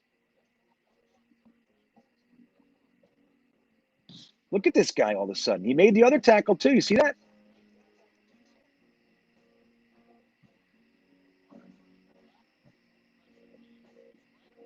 Remember, I can't hear anything. So is that Hamilcar Rashid? Let me look here. Dude, you want to talk about another steal? There he is. Undrafted free agent. Dude, if that guy would have come out the year before, he would have been a top third, 3 rounds pick. Hands down. If he would have come out in 2020, he was getting picked in probably the first 1 or 2 rounds, without a question. Maybe a third. This year, because he had a rough senior year, undrafted free agent. Bro, we got another steal right there. The problem with him, I did a lot of research on him after we took him. Actually, before we took him too, but afterwards. The problem with him is that he's excellent in pursuit, right? So they try to run away from him, and he's really, really good at pursuing the play, reading it, and getting to the tackle. They figured out when you run at him, everything changes. So he's got to figure out how to be able to stop the play when the play is running at him. His game is pursuit. So he's got development issues to work on. But other than that, you want to talk about talent, man. His junior year, he had and forgive me, I don't remember the exact number, 16 sacks, 20 tackles for a loss, like crazy. 3 fumbles, forced fumbles, 2 fumble recoveries. Incredible.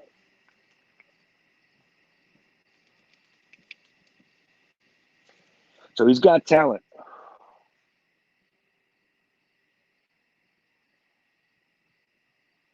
Yeah, of course he was unblocked. That doesn't always mean they're going to get the sack. There's a reason they leave him unblocked. The play was supposed to develop without that being an issue. We're with you, but he made the play earlier too, which was nice. So 2 plays in a row. It's what you want to see. It's what you want to see from an undrafted free agent. Piddly poo, let us enjoy it. You grump.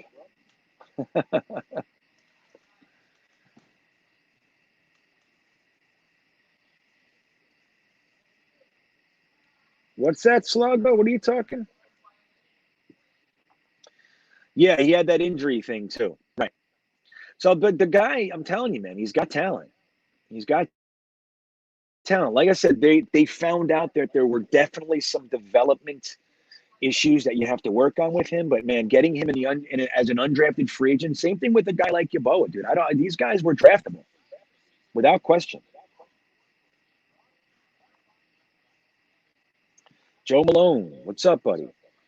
I think it's interesting. I'm really having a good time. I thought our first string offense looked good for their first, this is their first time ever playing together. So I think they looked pretty good.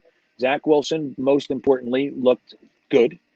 Not incredible, but he looked good. He definitely didn't look like he was lost out there, and that's what we want to see. The running game looked fantastic through the first quarter. Fantastic. I thought Wesco looked incredible. I'll have to look a little closer, but from what I was able to see, Wesco looked like he's sliding into the fullback role nicely, which is so huge. Come on, Mike White. Look at this. Ugh. That was not a good pass, my friends. like I said, Jonathan Marshall looks really good. I think some of the defensive guys look good. Mosley looked good. I didn't see Bryce Huff with the sack. He looked good. He was in there a long time.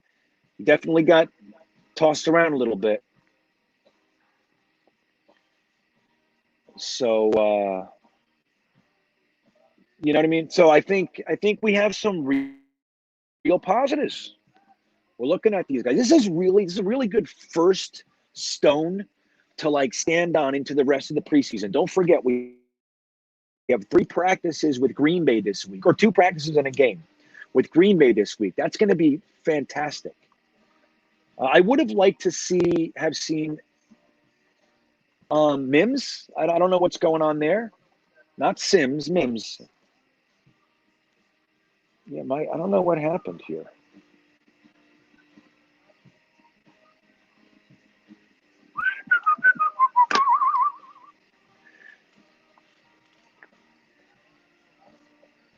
Oh, there he is. Speak of the devil, there he is. Denzel Mims.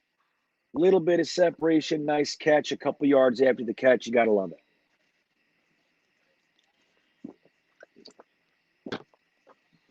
So there he is. We were asking for him, and there he comes. Not bad. Not bad. So I think, there's lots to like, man. There's lots to like. I didn't see too much that like upset me or made me nervous or anything, right? Dan Feeney is not good.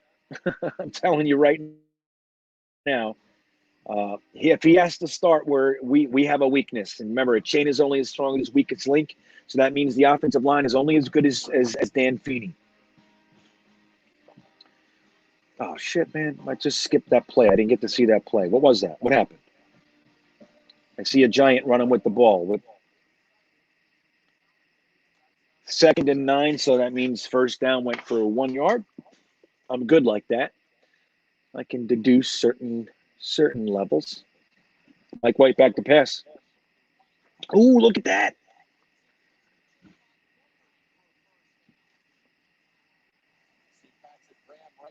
Who's number 14 now? Who the hell is that?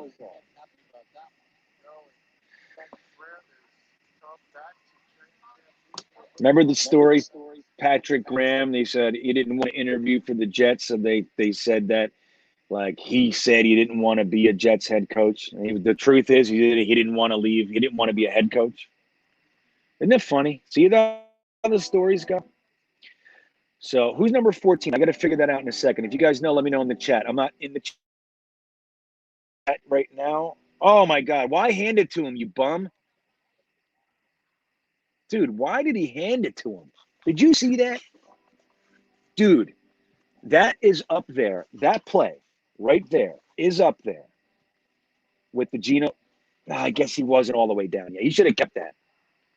You don't stuff it in the guy. Look at him. He's stumbling. Dude. Okay, let me just say this. There are people who have an awareness of what's going on around them. That shows a complete lack of football awareness. Mike White did not want that ball.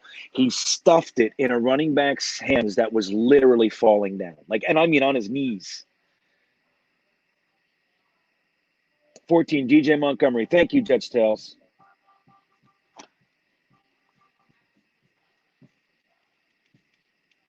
Thanks, Jeremy. I see you. Here's a clue. If your running back is on the ground, don't stuff the ball in his hands. Go, run, try something else. Throw it away. Don't lose the 4 yards. Up.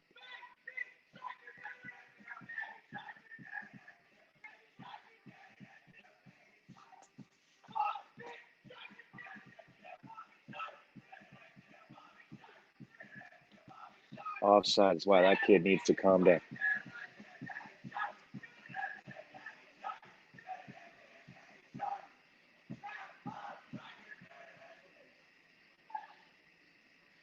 Okay.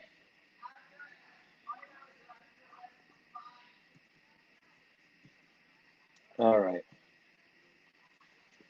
Okay, let's see what happens here. Mike White back to pass. I think I'm a little bit behind you guys, so sorry about. Oh my God! Did you see that? There goes Mims. Look at this guy. Look at him.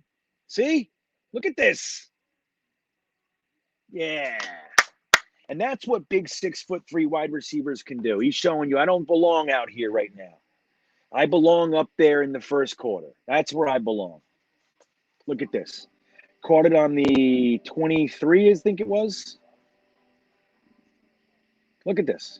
Nope, you're not tackling me either. Get off me. Get off me. 1, 2, 3, 4, 5, 6, 7 broken tackles, dude. 7. Okay? That's what we're talking about.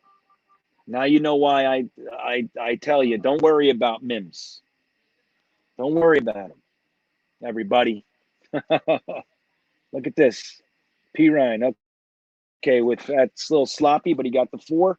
1, 2, 3, 4. Is that 5? 5 yards? 4 or 5 yards. Come on, boys. Let's nail this one home. Let's nail it home. Dude, how happy are you with that Mims play? Huh? Jets coming to the line.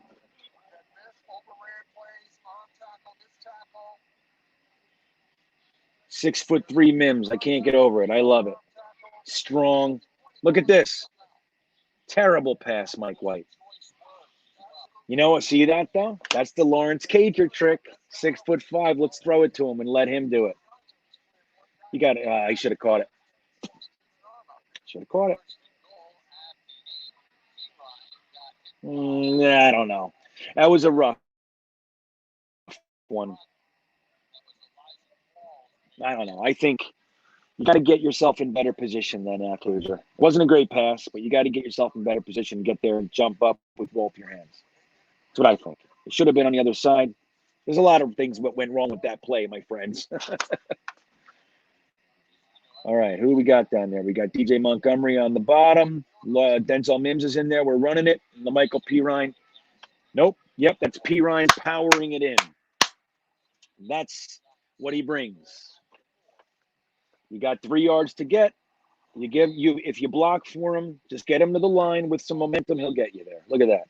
First contact, 2 yards into the defensive backfield. Not backfield, but 2 yards into the defense. You can't stop Pirine if that's the case. Yep, he's in. They'll look and see if his knee was down. Is his knee down? Yep, his knee's down right there. He's passed. So that was a nice little drivey poo, my friends. A nice little drive.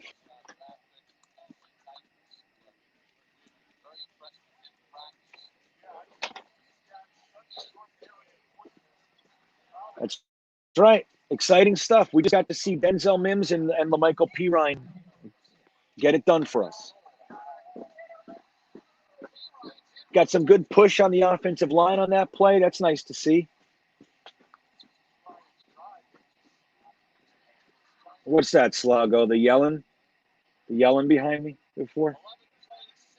Yeah, that's what I'm saying too, John.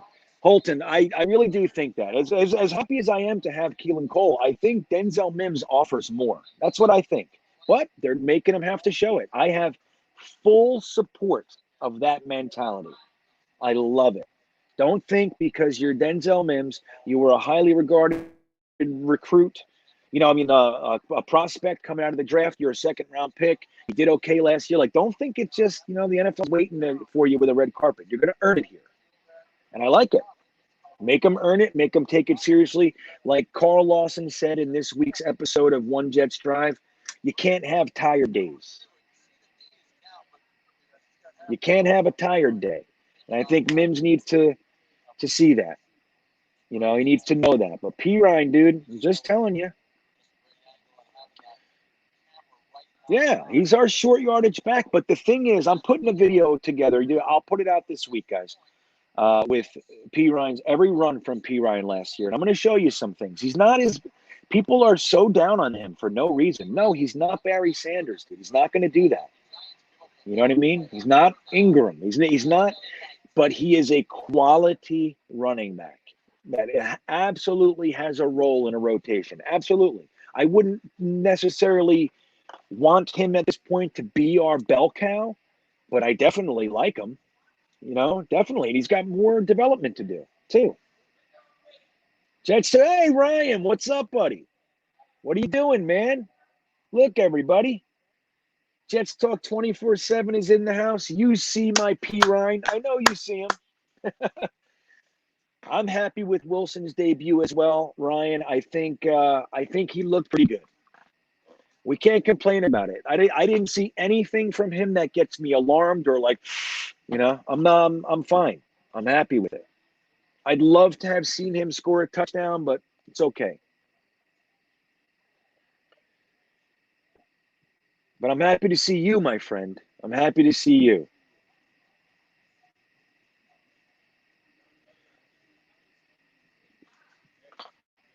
Yeah, Joshua Mitchell. Well, I think the thing is, I think we're definitely keeping 3, potentially 4 running backs this year. So if it's 4, which is really there's a very strong possibility that we keep 4. Which is obviously Michael Carter, I believe Ty Johnson, LaMichael Pirine, and, it depends on how Wesco factors in there, but Tevin Coleman. I'd rather see Josh Adams than Tevin Coleman. We haven't seen Josh Adams at all today. It really does – you get the sense that he's kind of the odd man out. Remember a couple weeks ago they were asking Saleh about the running backs, and he literally forgot to mention him. And then LaFleur also kind of seemed like he was an afterthought as well. So I don't know. I think P. Ryan is a good back. It's like the same kind of thing with like a Bilal Powell. And don't forget, there was a time, even though they were fullbacks, Gerald Sowell was on our team for a couple of years before he became Gerald Sowell. You know what I mean? Same thing with Richie Anderson. Richie Anderson he didn't like pop on the team and was Richie Anderson. It took time to develop. Look at Bilal Powell. Opinion was the most misused back in Jets history. But it's like he was never going to be probably that dynamic, full time back. But he was a very good back to spell the first stringer. It sucks with Powell because we always brought somebody in to start in front of him, and whenever he came in, he was great. But we never even considered him as the starting back. He doesn't have the same injury concerns as people like to think. He had that 1 year that he was banged up, but other than that, he played most of his career. But anyway, I think P. Ryan fits in a similar way. He's a reliable back. That's the thing. He's reliable. He's going to get you the few yards unless he's crushed in the backfield. But yeah, it's exciting. The Morgan backup era starts next. I like it. Yeah, agreed. And I wonder how they're going to do it with Wesco kind of transitioning from tight end over to fullback. I wonder which side of the spectrum he's going to impact. Like, do we keep one less tight end because Wesco's around and could very easily slide over there? Do we keep one less running back because Wesco's around? Like, obviously, him having the versatility to play both legitimately at an NFL level gives you some flexibility to keep maybe somebody who's on the fringe that you don't want to lose in another group. Same thing with George Fant. If Moses beats out George Fant, the fact that George Fant can legitimately play tight end in the NFL, it gives you a little bit of flexibility to maybe lose someone keep someone in another group that you don't want to lose. So it's interesting. Let's see what we got. Oh, I forgot to watch the game. Ooh, who's that? Look at that. Baluega. Oh, look at Brandon Eccles. I'm going to play behind on the other TV.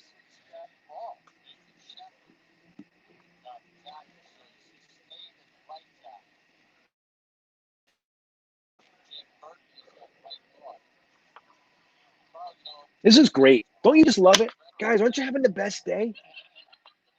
Aren't you having the best time? Look at this punt. Who's back? Keelan Cole again? Nope. Oh, Michael Carter, you better be careful, buddy. Oh, no. Okay. All right. Let's go down.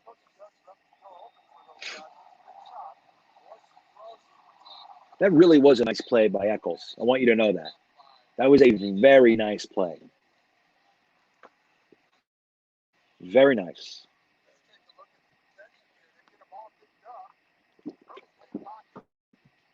Let me point something out to you guys. Bryce Huff is still in the game. They're giving him the whole game, it looks like. Incredible. Well, we'll see in the fourth quarter, but seriously, the fact that Huff is still in there, that's serious.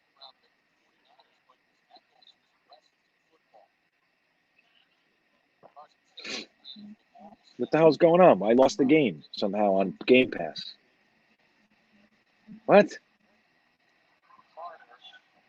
I'm way behind you guys now. I don't know why this is doing this. Come on, man.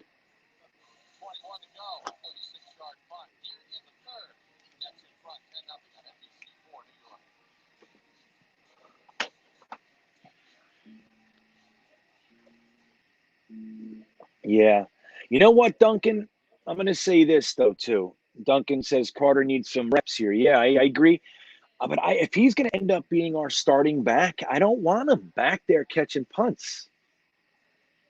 You know what I mean? You want somebody who is – yeah, what happened to Game Pass? Did the game just go off or something, guys? What is this? Oh, there it is. It's back over here. Okay. I don't like when starters are back on special teams. Like they're talking about Elijah Moore being on special teams. Like I don't like that one bit, man.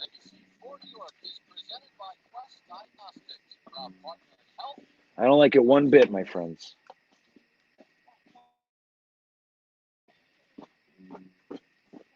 So what's this? Look at Jimmy. I didn't even read it yet. Let's see what he's saying. If I can make the trip to South Bend, I absolutely would. I will be up there a couple of times this year for some Notre Dame games, though. Yeah, I'd be excited to go see a Notre Dame game, but I'm going to go see this day. I think I'm going to tomorrow after you and I hang out. I'm going to just swing through, park the truck, walk around a little bit. I love walking around on famous universities and stuff. I did with Clemson this year, obviously UVA. I've been over to Princeton. I grew up near Princeton. We used to go hang out down there and just lay on the grass and enjoy, some other types of grass. Back in the day, go there with my girlfriend and just kind of lay down on the grass at Princeton and by the church. Or, you know what I mean? It's cool. It's beautiful. Beautiful.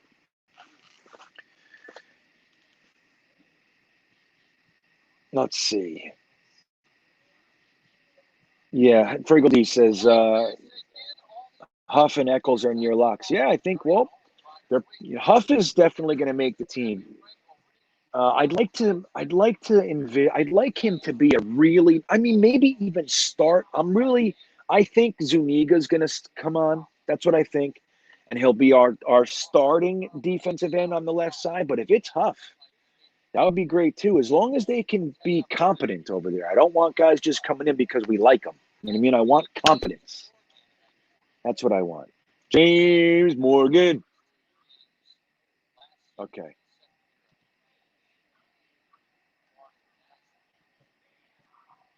Okay. All right, Morgan. Let's do it, buddy. What do you got here? Oh, get it. Oh, first down. He did it. Okay.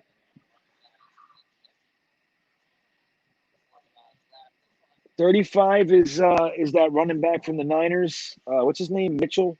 Morgan? What's his name again? Mitchell, right? That was a nice play. Heads up by him. Walter. That's what it is. Mitchell. I'll tell you. These first name, last names, they confuse me.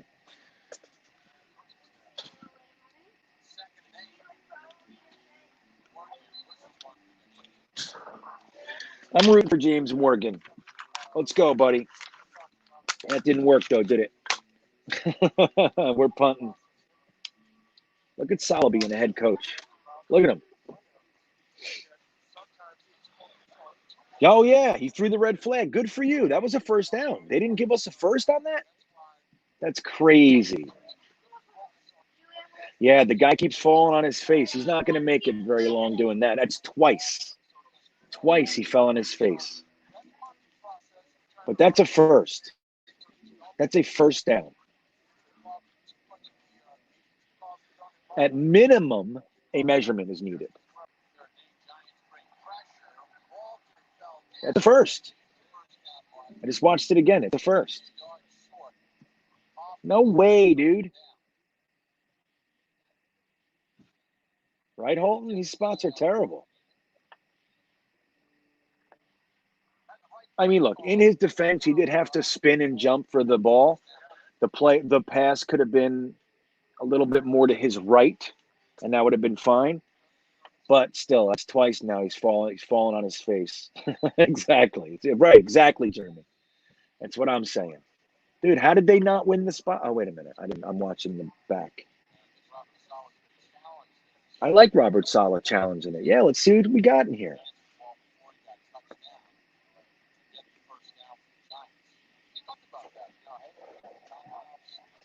Well, Joseph Grana, in my opinion, who are the 5 cut players at the end of the day? Oh, it's going to be all low-end guys that we don't even know. Like, that guy Valenzuela, like those types of guys, in my opinion. I think most Jets fans will go, who? That's what I think. But I haven't looked over it to really see. But we're gonna find out right now in the fourth quarter. There are literally guys in this fourth quarter that are playing for their jobs, without question. Oh, Jerome, you stood on Notre Dame's field. Were you playing or anything? Or you got lucky enough to go there? You know what we're doing, man? As we travel around, I just pitched a whole bunch of stadiums to try to get, like with, being a Jets fan traveling around. I'm trying to see if stadiums will give me a little private tour around the stadiums and stuff, be able to throw the ball around on these fields with my son. Yeah, look at the ball, dude. It's a all right, yeah, okay. I'm watching the damn replay again. Who's that? Mims, there he is. Yes. Can I sit down and watch it? No, I'm live right now. You can sit over there and watch it. My daughter just goes, "Can I sit in here and watch the game?" I'm like, yeah, hello. You can watch the Jets. Look at Mims, though. I was watching from outside. You can do whatever you'd like. So that was an excellent challenge by Robert Saleh, his first NFL challenge. Worked. See? Smart. Oh, my gosh. Jeesh. Who's that? Number 8. Yaboa with the terrible block. Dude, come on, Yaboa. That was no good, buddy. You know, I'm high on this guy, but he's got to block better than that. You know, I got to see the play. Let me see the play and how it went. So Kenny Yaboa was in, not looking sharp. That was terrible.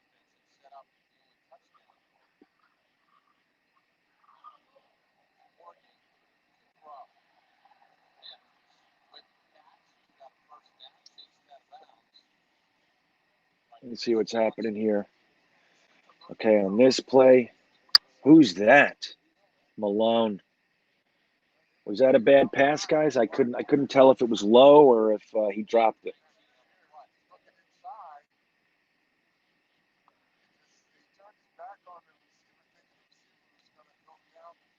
Let me see. All right, I'm about to rewatch the Yaboa play, I think. I think this is it. There he is. He's in motion over there.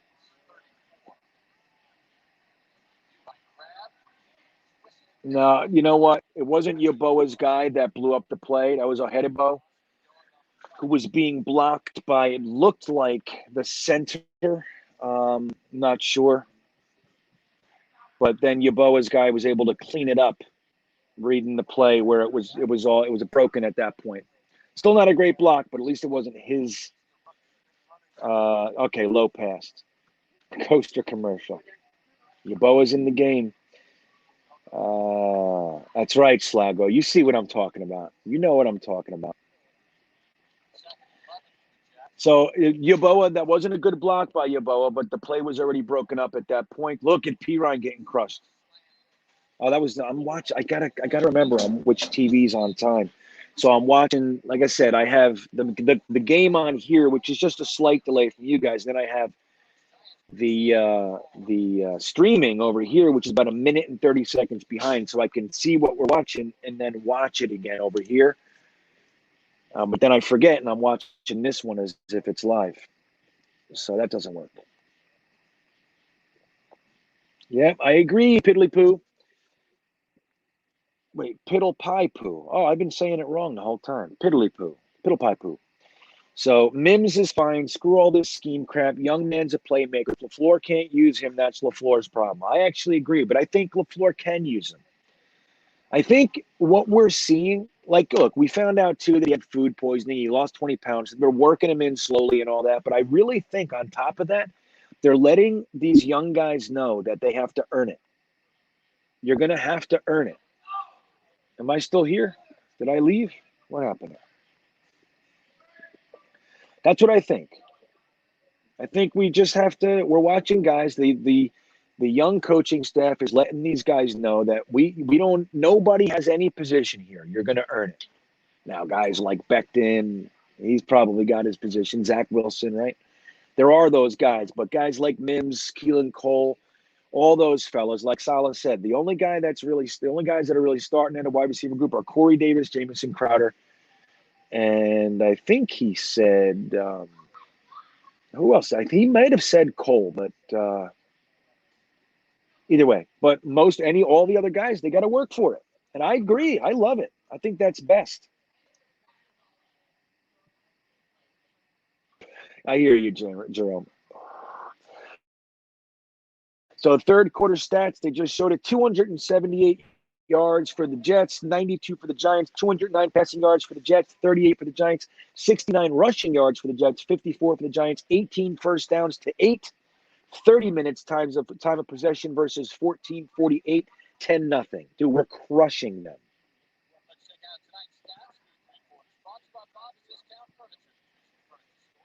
So Tristan Hodge just got blown up. Oh, who's kicking now? Is this Nagar again, or is it Amendola?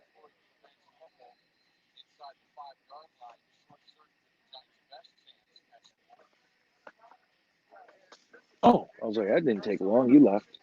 No. All right, let me watch this kick. So this is the one that's closer to being live. That's behind. I'm watching that one. Yeah, so it's clearer right now. So let's see. Oh, that's a long kick. So we got, what is that? 53 yards. No good. No good. Good. You know what? I'm actually rooting for these kickers to be. No, I'm really not though. But I'd like to see the Jets figure out a way to get Jose Borregales. He's not getting cut. I'm telling you right now. If Tampa Bay cuts him, they're making a huge mistake with an asset. So I think they're too smart to just cut him. They're gonna know. They just extended Suck Up, so they have Jose Borregales. They're gonna showcase him and try to see how good of a pick they can get for him. In my opinion, Joe Douglas should trade whatever he needs to. Just get a damn kicker in here. I'm sick of it. Last kick from Nagar, Duncan says. Oh, that'd be cool, wouldn't it, Slago? Zach Wilson running out and just right in the middle of MetLife Stadium, just planting the Jets flag in the middle. That'd be so great. That'd be so great.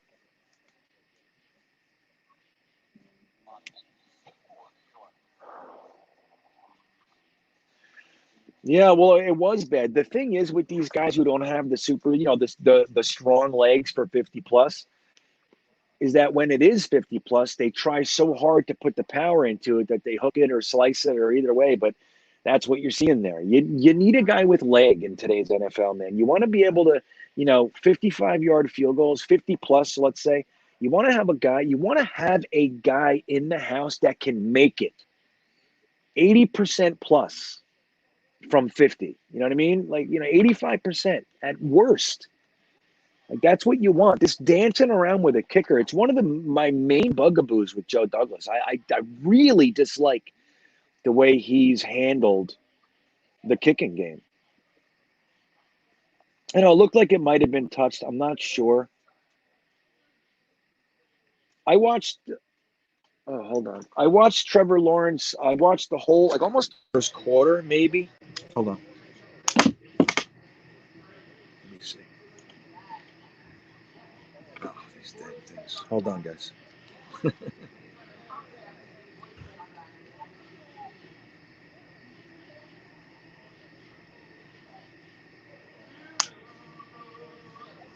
Hold on. Let me fix my. Okay. I love you. All right, hold on a second. Hold on I a gotta second, fix guys. something I gotta here. fix something here. Oh, there Oh, it there is. it is. Okay, Okay, it's back. it's back.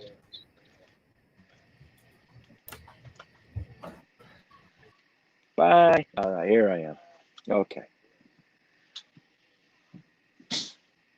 My internet's freaking out a little bit right now. Something's up.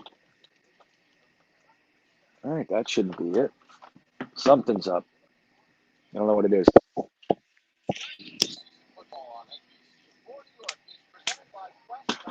Okay. How happy are you? Give me a thumbs up if you're happy watching Jets football. Give me a thumbs up. Give me a fire emoji if you're in a good mood, if you like what you see. Give me a vomit face if you're not liking what you're watching tonight. Green Bean has a twin? Thankfully not. I don't know if this world we got 56. Who's 56 again?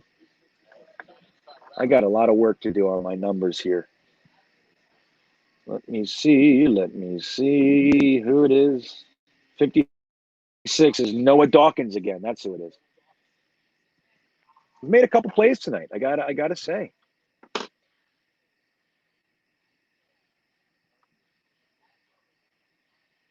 What is this madness? Did he catch that? Nope.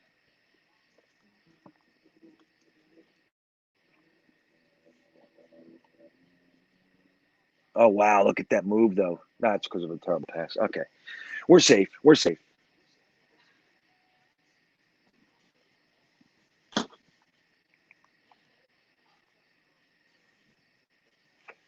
All right, I'm gonna try something here.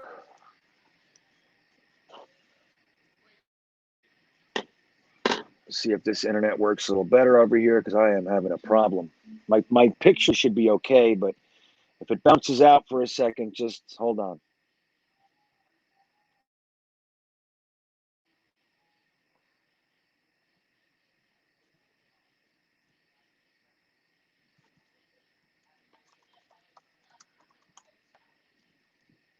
Okay. Okay. Error occurred. Am I back?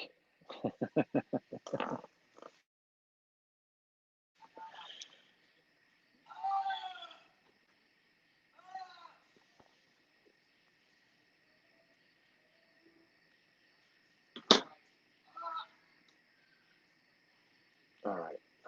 There you go. I see the fire emoji. Sorry, I had a whole crazy thing going. Thumbs up, fires. I don't see any vomit faces. Cadoza's here. What's up, buddy? There you go, Cadoza. Welcome back, my friend.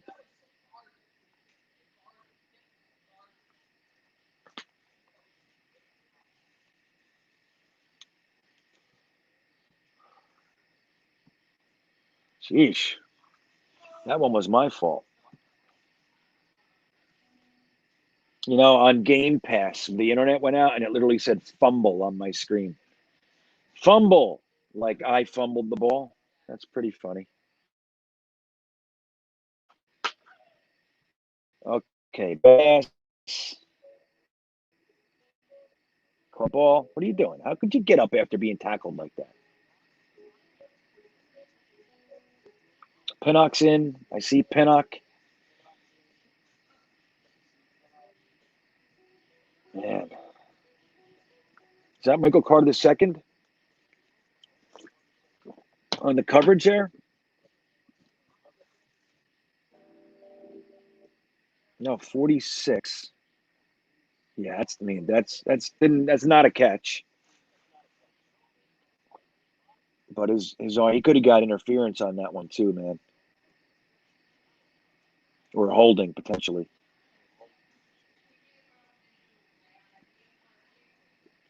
Let's get some pass rush here. Who's that in the bottom? 68. Who's number 68 now? Jeesh. We're getting in the into the bottom of the roster here, my friends. All right, let's see. 68.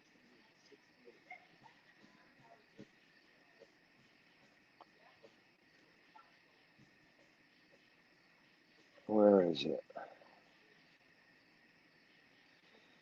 Jeremiah Valuaga.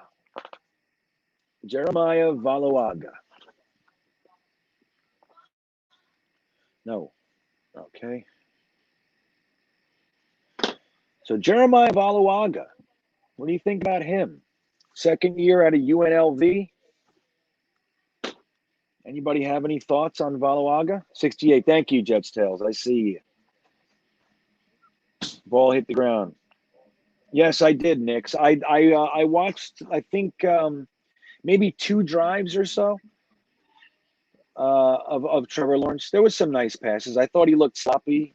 He held the ball a little longer than I thought he should at times.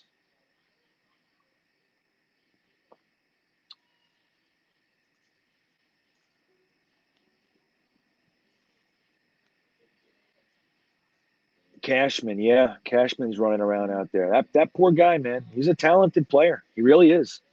But let me tell you, that injury thing, they're not going to play with that one anymore. They're not going to play with it. And it's a shame. So he's going to really have to play well to be able to stay on this roster with guys like, obviously Sherwood and Nazrul Dean, Jared Davis, and C.J. Mosley. Like, those guys are ahead of him, in my opinion.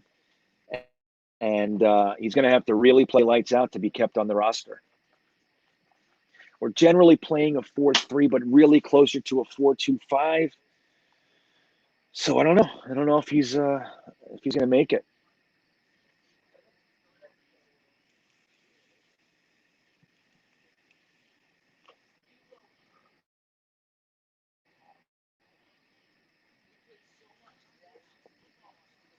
Oh my God, what the fuck am I doing?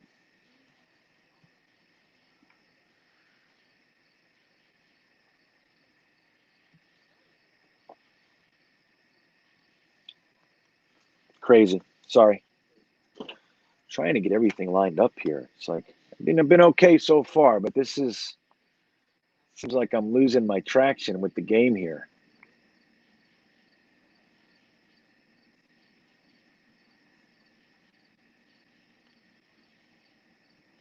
Well, I don't know. I think Justin Fields, like I said, I didn't watch the game live. I watched a couple going back and watching. I watched a little bit live, but not enough to really see much. So anyway, I watched all of his plays. I thought he looked very calm in the pocket. I thought he made some real nice, he showed some restraint, wanting to take off. He did have a couple nice runs, but I thought he looked pretty good. I thought he looked pretty good today. But I didn't see 2 fumbles, and I saw the pick. Yeah, Slough, go. I'm happy you're here, buddy. I am. I'm happy that you guys are here. This is fun to me. This is fun. This is good, and we'll ramp it up throughout the season. And I like to have guests on and all that kind of stuff. We'll have a good time. It just gives us the ability to commune with each other when we're watching the game. This way, you could be on your couch or whatever, watching the game, and you still get to hang out. I think it's awesome. I enjoy this.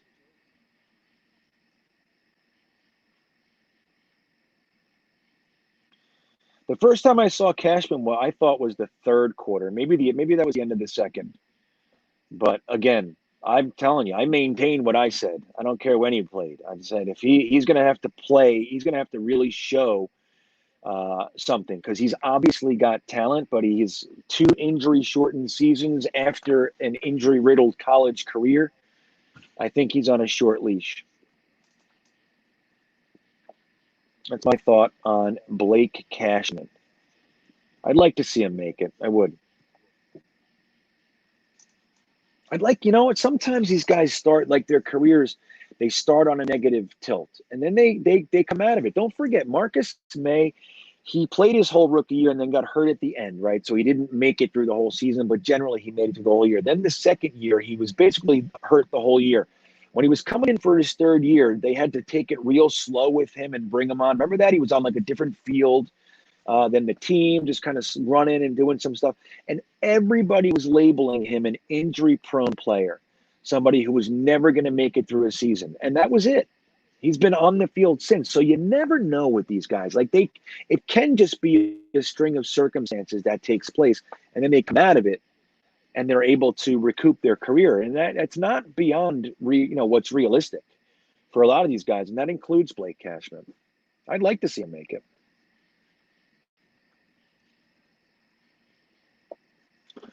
Come on, buddy. What are you doing over here?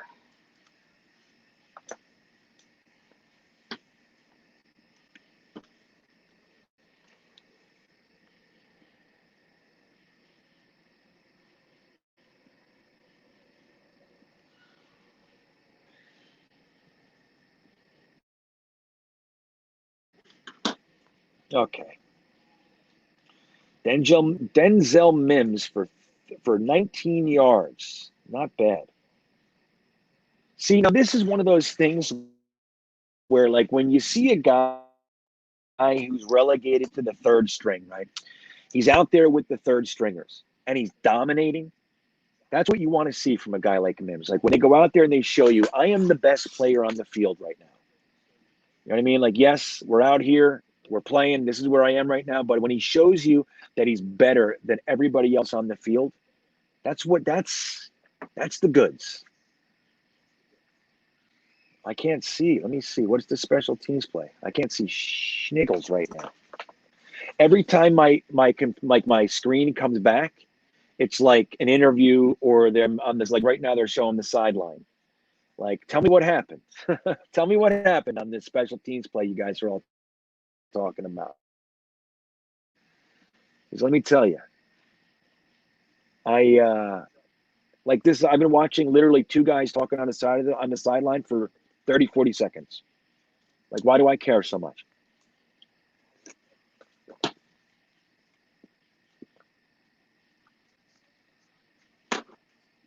You know what I mean? Now we got an interview, like, or a guy talking. It's just, I don't see anything.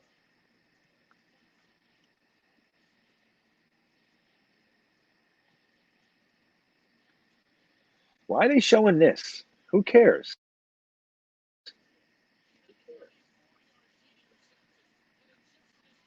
You're showing the Victor Cruz Day. Like, why are they pulling that out? Why don't you show when we bloodied Peyton or Eli Manning's face? Why don't you show that one?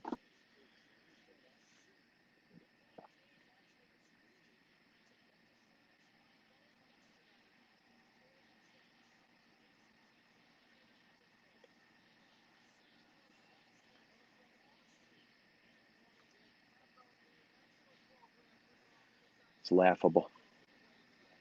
Laughable. That's right, Blunt Vegas.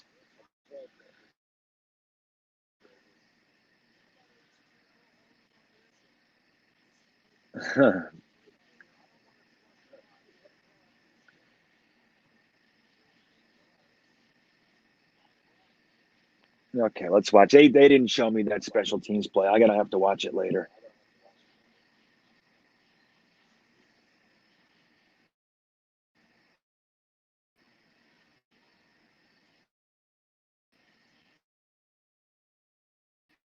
Bummer. Sounds delightful. Of the end zone to put the Giants at the 1 yard line. Okay, got it. Nice. That's good. Nice punt coverage. Nice punt and nice coverage. There you go. Thanks, guys.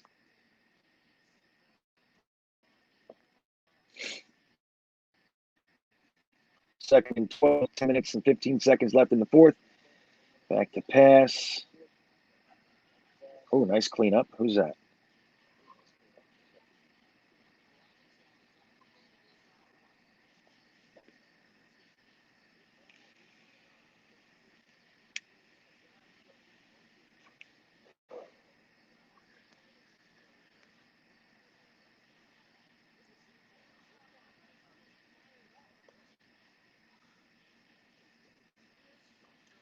Okay, I got the clearest screen I've had for a few minutes. All right, here we go.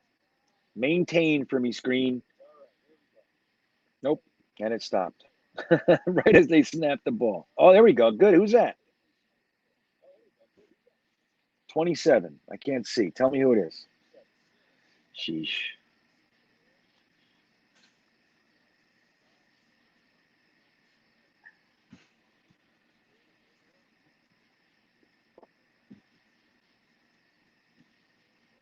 I'm telling you. So aggravating.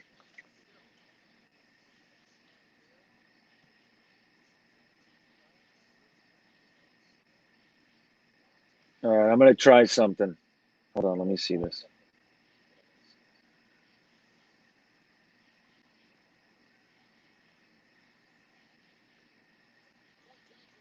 Let me see. If this works, then I'll keep it. Oh, for God's sakes.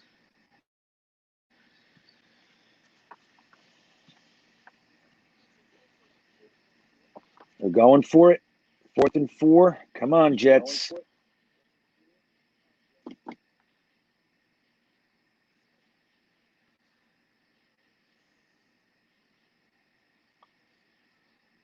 Oh. Good coverage. That was nice. From what I could see.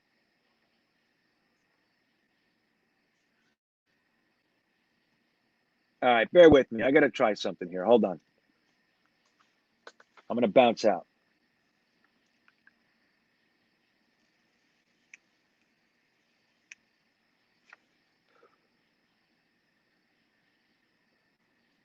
Valentine. Look at that.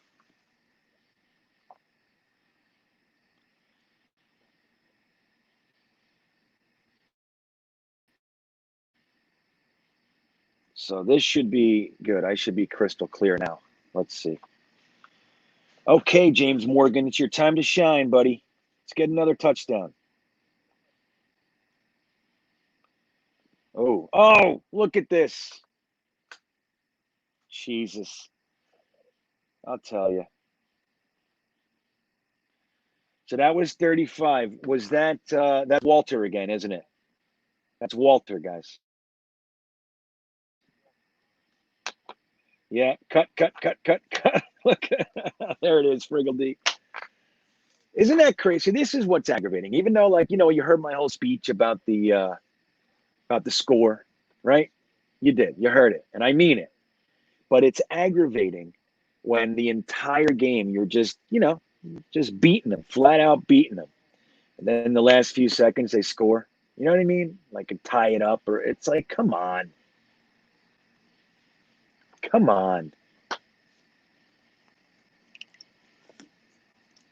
This guy's in big trouble. Oh, that wasn't Walter.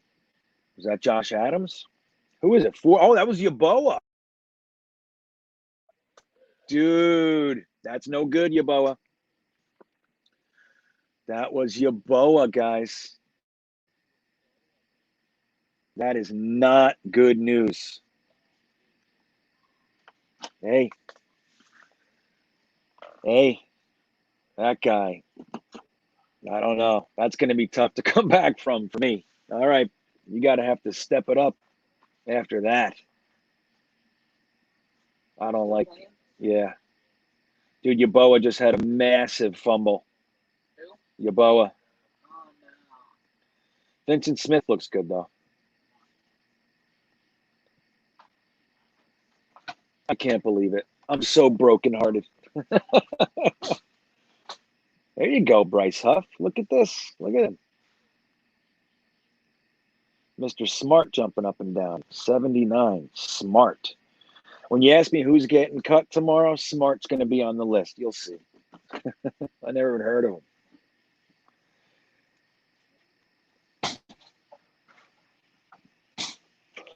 Hey, there you go. Blake Cashman with the tackle. Cashman and Huff. So Huff makes the sack, and then he teams up with Cashman for the tackle. Not bad. Not bad.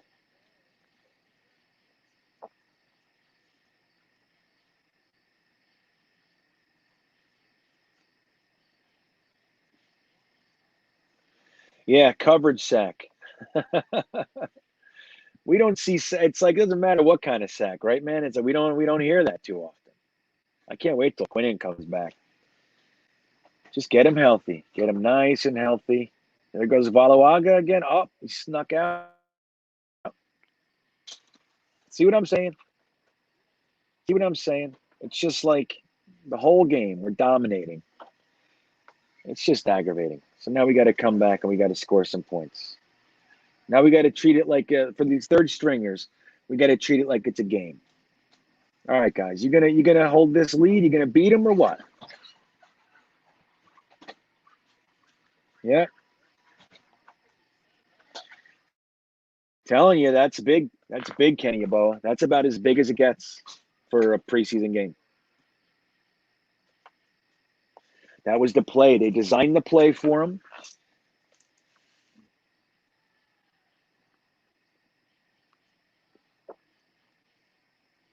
They designed play for you, buddy. All right, and it was kind of blown up. You didn't have much of a chance, but dude, you have to hold on to the ball. They can forgive you for being tackled there. That's no problem. They were there. What are you going to do? The play didn't work, but you got to hold on to the ball. And Ballantine got beat. Yeah, Friggledy, I just don't know much about him. I'm just playing games. But, I don't know up or down with him. Yeah, where is Isaiah Dunn? I don't know. I haven't seen him. Maybe we haven't seen him because he's locking down his man. Maybe that's what's up. That's possible. Look, you see that little meeting with the quarterbacks and the offensive coordinator? We haven't seen that right there in years. Years. Isn't that crazy to think? How are we supposed to be anything when our offensive coordinator and quarterbacks don't talk? All right, this is it. The whole game comes down to this, everybody.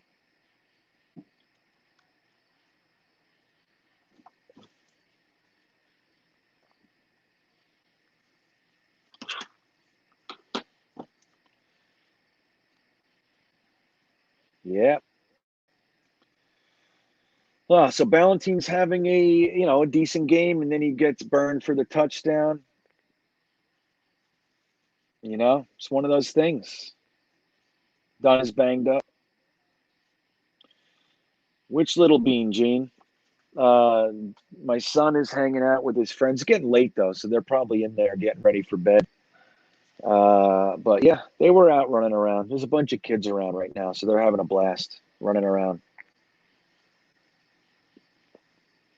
Well, Gina, see, you shouldn't send that so quickly because now they're coming back. You got to calm down. You got to wait till the end.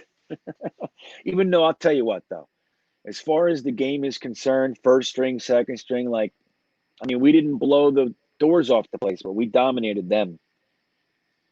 All right, let's see what we got here, Morgan. Where's Yaboa? Is he out there? Doesn't look like it.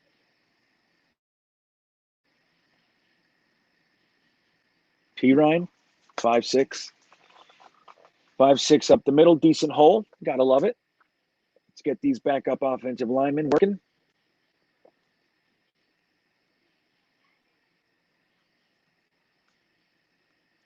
That's right, Joe. I agree. It's a very positive first glimpse. That's it.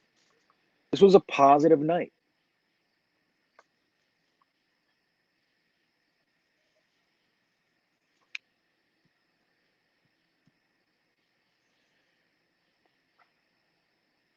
Cager in motion. Another run, trying to get that first. So 3rd and 1, they're going to give it to P. Ryan again. You know how it goes, and now we'll get stuffed. Just got 9 yards on the ground.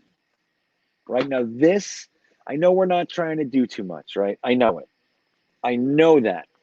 It's vanilla. We're just evaluating players on their jobs. I get it. But this is exactly where you want to do some play action if it's a real game. This is it. P. Ryan just got 9 yards on the ground in 2 chunks. Let's see what they do.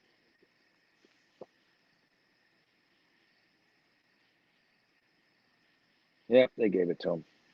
And he got it. Hard fought, 1 yard. But who didn't know that was coming, right? We just talked about it. We knew.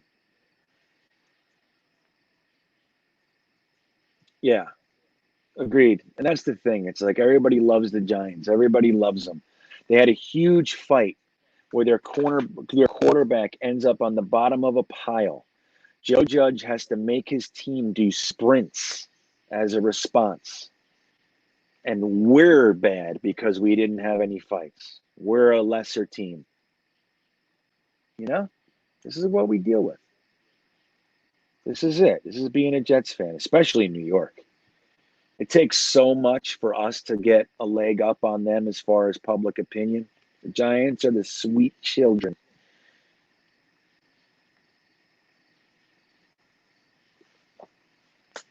It's just like I said, the whole thing we want to see is we don't want to have any injuries. So at least with the first string, that looked pretty good.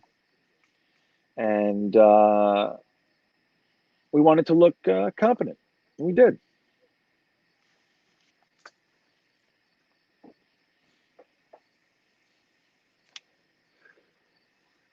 Sherwood's leading the team with tackles. Is that accurate? That's good. That's good news.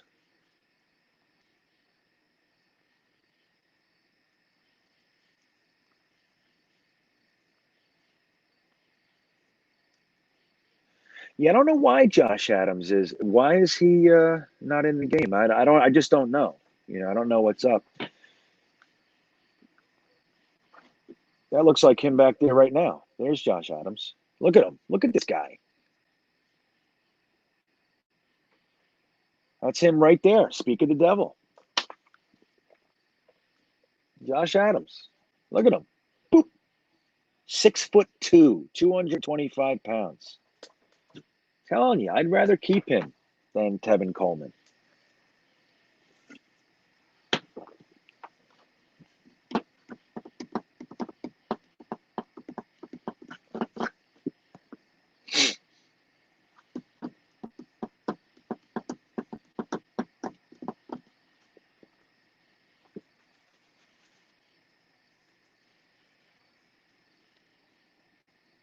You got 3 on that one. Yeah, Josh Adams. Telling you, I like Josh Adams. I like him. I'm telling you. Hey, thanks, Mess. It's good to see you, buddy. This is fun. If there had been a fight in Kent, media would have spun it in a way to say Sal doesn't have control. Exactly. It's a lose-lose, dude. We can't win. That's why it's important not to buy into anything. It's like Samini puts an article out about Mims being not even the 5th best receiver, and everybody eats it up. Look at this. Look at that. There you go. Who's number 3? I don't know who anybody is anymore.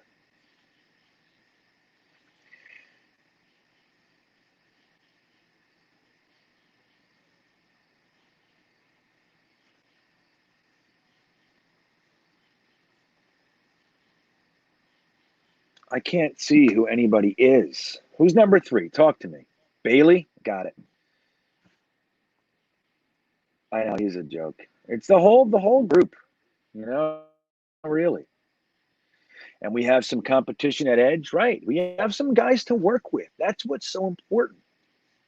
We have some meat on the bone. We have a little bit to work with. That's the positive. It's like there is some potential. There's some hope. For years, we didn't even have the sneaking suspicion that we might have a pass rusher. Basham, he's never going to light it up in the league. I mean, and if he does, then great, I'll eat the crow. But I never felt like Basham was going to come in and do anything. He's fine, nice, backup guy.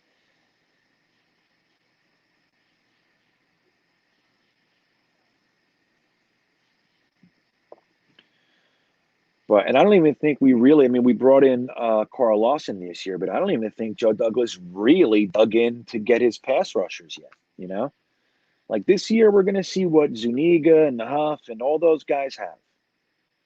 John Franklin Myers, who I think is going to get better and better. We're going to see what we have, and next year we got 2 firsts, 2 seconds, and a 3rd.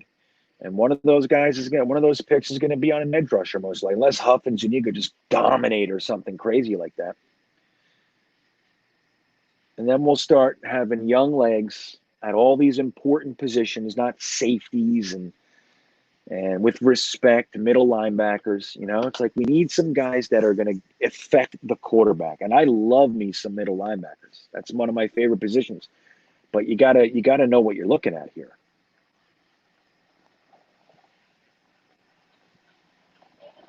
Absolutely, they do.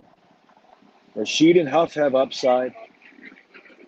as does I know a lot of people don't like Zuniga. I like him. I watched him in college. I did some nice digging in on him prior to the draft before he was a Jet, and I was like, he was one of the guys on my list that I'd be happy with taking. The issue with him is injuries, and we've seen that. So it's one of those things. But as far as getting on the field, this defense really bodes well for him. Putting his hand in the dirt, rushing the passer is what he does. See, Piron, what's that? 7? Come on. How do you guys not like this guy? And again, we're not looking for Piron to be the next, big thing or anything. He's a solid back. He's very consistent. He knows how to get yards, and he's great to have in a rotation. He's not. I don't even think he's got the upside as Michael Carter, but still.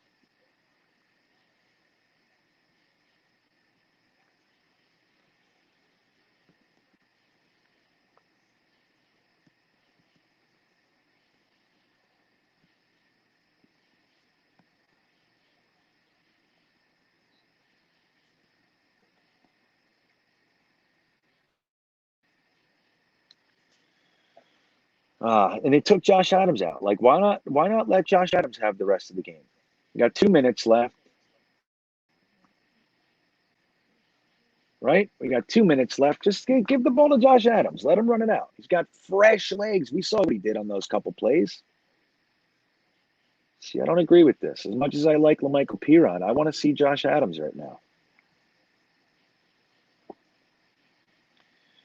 15 players with receptions today. The Giants have 3. Yeah, but Joseph Grana, I see. The thing is, like I said, I happen to know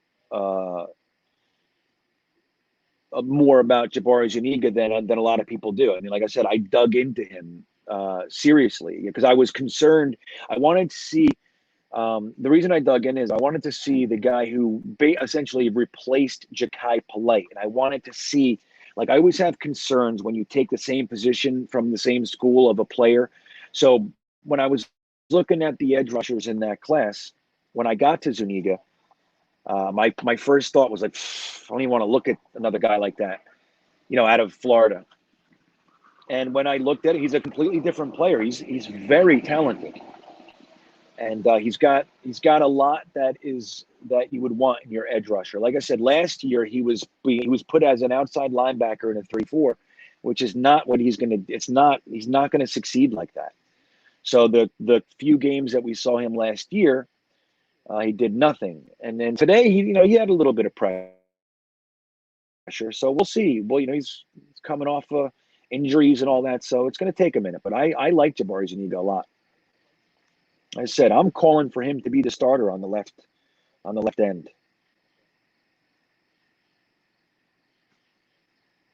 Hey, Jet Nation, what are you doing?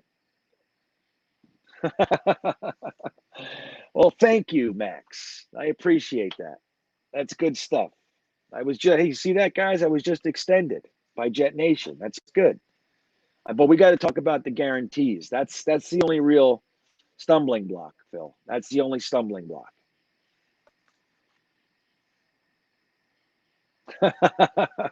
That's hilarious. It's good. I like that. You see that? You guys agree? My knowledge is only surpassed by my sexiness. My true, look at this. Look at this package. See this? Green bean for president. I'll take it. Let me tell you, if I was the president, we'd all be happy. I know it. It's those big green beans. That's right. You know it. You know it. Look at the popcorn heads. Look at those kids. I've done that. So I'm glad I'll be with Jet Nation for the foreseeable future. My contract just got extended. We'll talk. We'll iron out the guarantees. We'll get that done later. And the bonus. All right. There's Yeboah. He's back in. Oh, poor Kenny Yeboah. Throw him the ball. Ended on a big note. Ended on a good note for Kenny. Nope.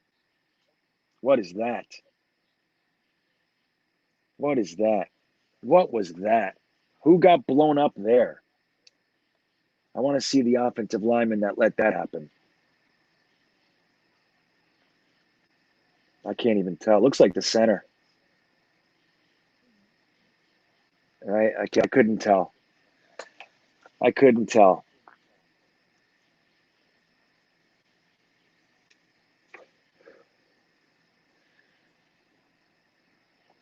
The sexy is the guy. Okay. Hey, I'm with it. I'm way ahead. Yeah. That's funny. Yeboah snuck back on the field. That's funny. I feel bad, man. You guys know I'm a big Yeboah fan. I am. I like him so much, man. But it's like, dude, some guys just don't capitalize on their opportunities. That was big. Like I said, the play was blown up. Not much he could do there. But dude, you gotta hold that ball. That was big. And then they scored 7 points off it. That's the only points the Giants got tonight were off Yeboah's fumble. Let's go, Braden, man. What are you going to do for us here? Watch the Giants kick it back and win. 156 left.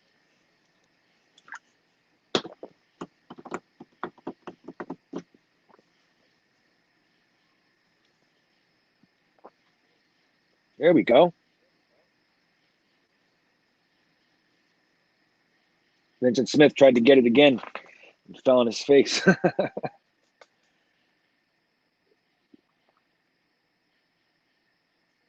Look at this. Like the Giants did something tonight.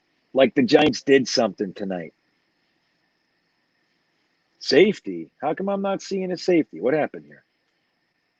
What? You guys are ahead of me. Let me see if this is real. I don't know if you guys are serious. Is it Kenny Yeboah? Did he get us a safety? Is he out there? That'd be good.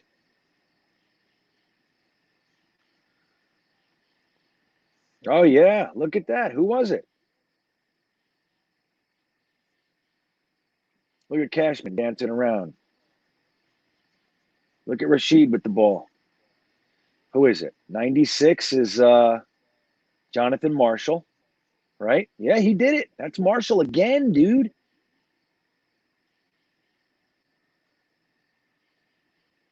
Dude, Jonathan Marshall. Dude, what is this guy all about?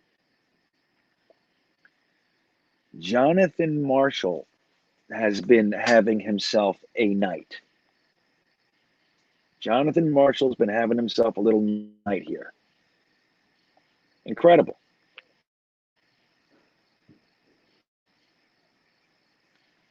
Incredible.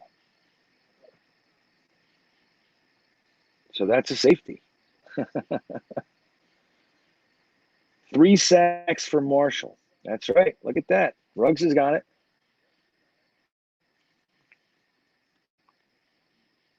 Yeah, that's interesting, right? He's diamond in the rough. Yeah, that's right, Dominic. I agree. The young guys look like they have some potential, do they not? And that's the thing. Look, we're looking at third stringers right now, so or even fourth, and guys are not going to be there tomorrow. But it's important for your guys to be better than their guys at that level. That's what you want. We're talking about foundational pipeline developmental guys right now. Marshall looks like he might find his way onto the roster. Marshall might push guys like Kyle Phillips off the roster. This same man. Kyle Phillips, 2 years ago, undrafted free agent, came out of the box. Real nice and shiny, but he has since lost his luster, I'll say. He's tarnished. That's the word I was looking for. He didn't do much last year, and I haven't heard much of him this preseason and training camp. So a guy like Jonathan Marshall coming out and looking like this, man, somebody's got to get pushed off the team, right? Nathan Shepard, Kyle Phillips, one of those guys. You better grab that. Oh, okay.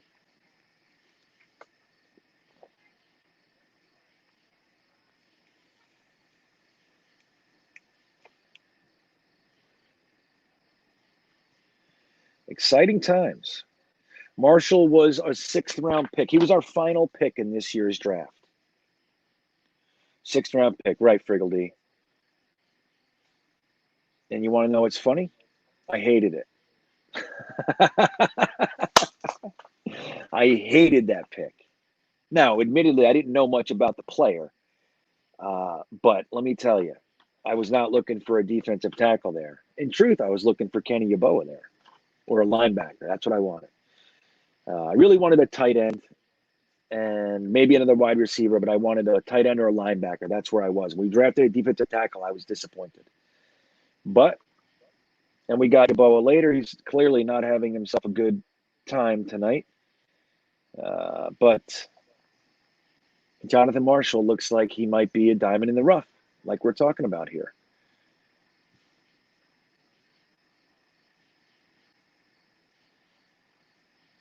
That's right. You know what? This is good, Salty. What we're getting from tonight is the Jets will be a lot better to watch this year. And that's on the ground floor, that's what we're really looking for. We just want to have some competence to observe, right?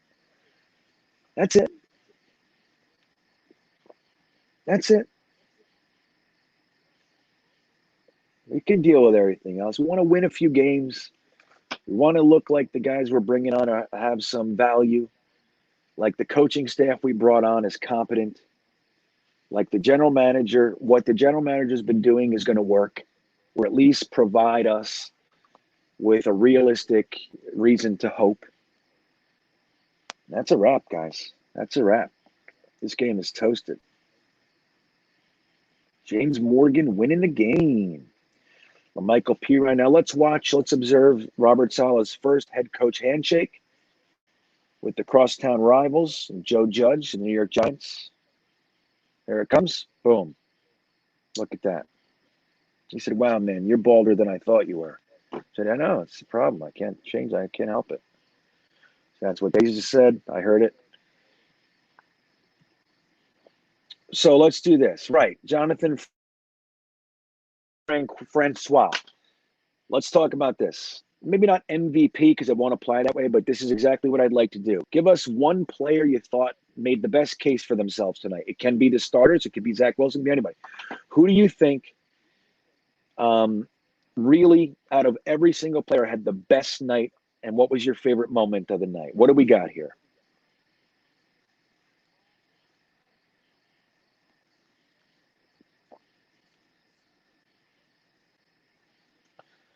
They finally mentioned Zach Wilson. So, okay. Yeah, thank you, Slago. Thank you, guys. Thanks, Jets Mess. Jets, Jets. That's right. He won his first game. Great stream. Thank you, Vegas. I appreciate it. I'm happy, dude. I appreciate you guys. We hung all night. It's funny. In the first half, I had about 90 people in here, right? We had 90 in here for the first half. About the middle of the second quarter, it went dropped down to the 60s, and then we've been right in the 55 to 60 for the end. We got 50 or so diehards that want to see the fourth stringers, you know? And you're the guys I want to hang with, man. This is it. Man, punted great. Yeah, good. Ooh, let's split up the gang. I like this. Him and Duncan. Let's split up the gang 1969 and Duncan McLean. They say Mims. Cardoza is saying Mims and Marshall. Right. Jeremy Cravat says Huff. Huff played almost the entire game. He played 3 quarters and change. Joseph Grana and Jonathan Francois are saying Huff, right? Ed Guy GZ, Mims. Yeah, I'm with that. New York Jets Tails, he wants 3. So he says Huff, Mims, and Marshall. Oh, New York Jets Tails has P. Ryan came close to the top 3. Yeah, P. Ryan had a good night tonight. Friggle D says Huff and Man. Outside of Wilson, right? Because Wilson did well for himself tonight as well. Huff and Marshall. Yeah. Mims, I think Mims made a case tonight too. Mims said, look, I'm the best guy on the field right now.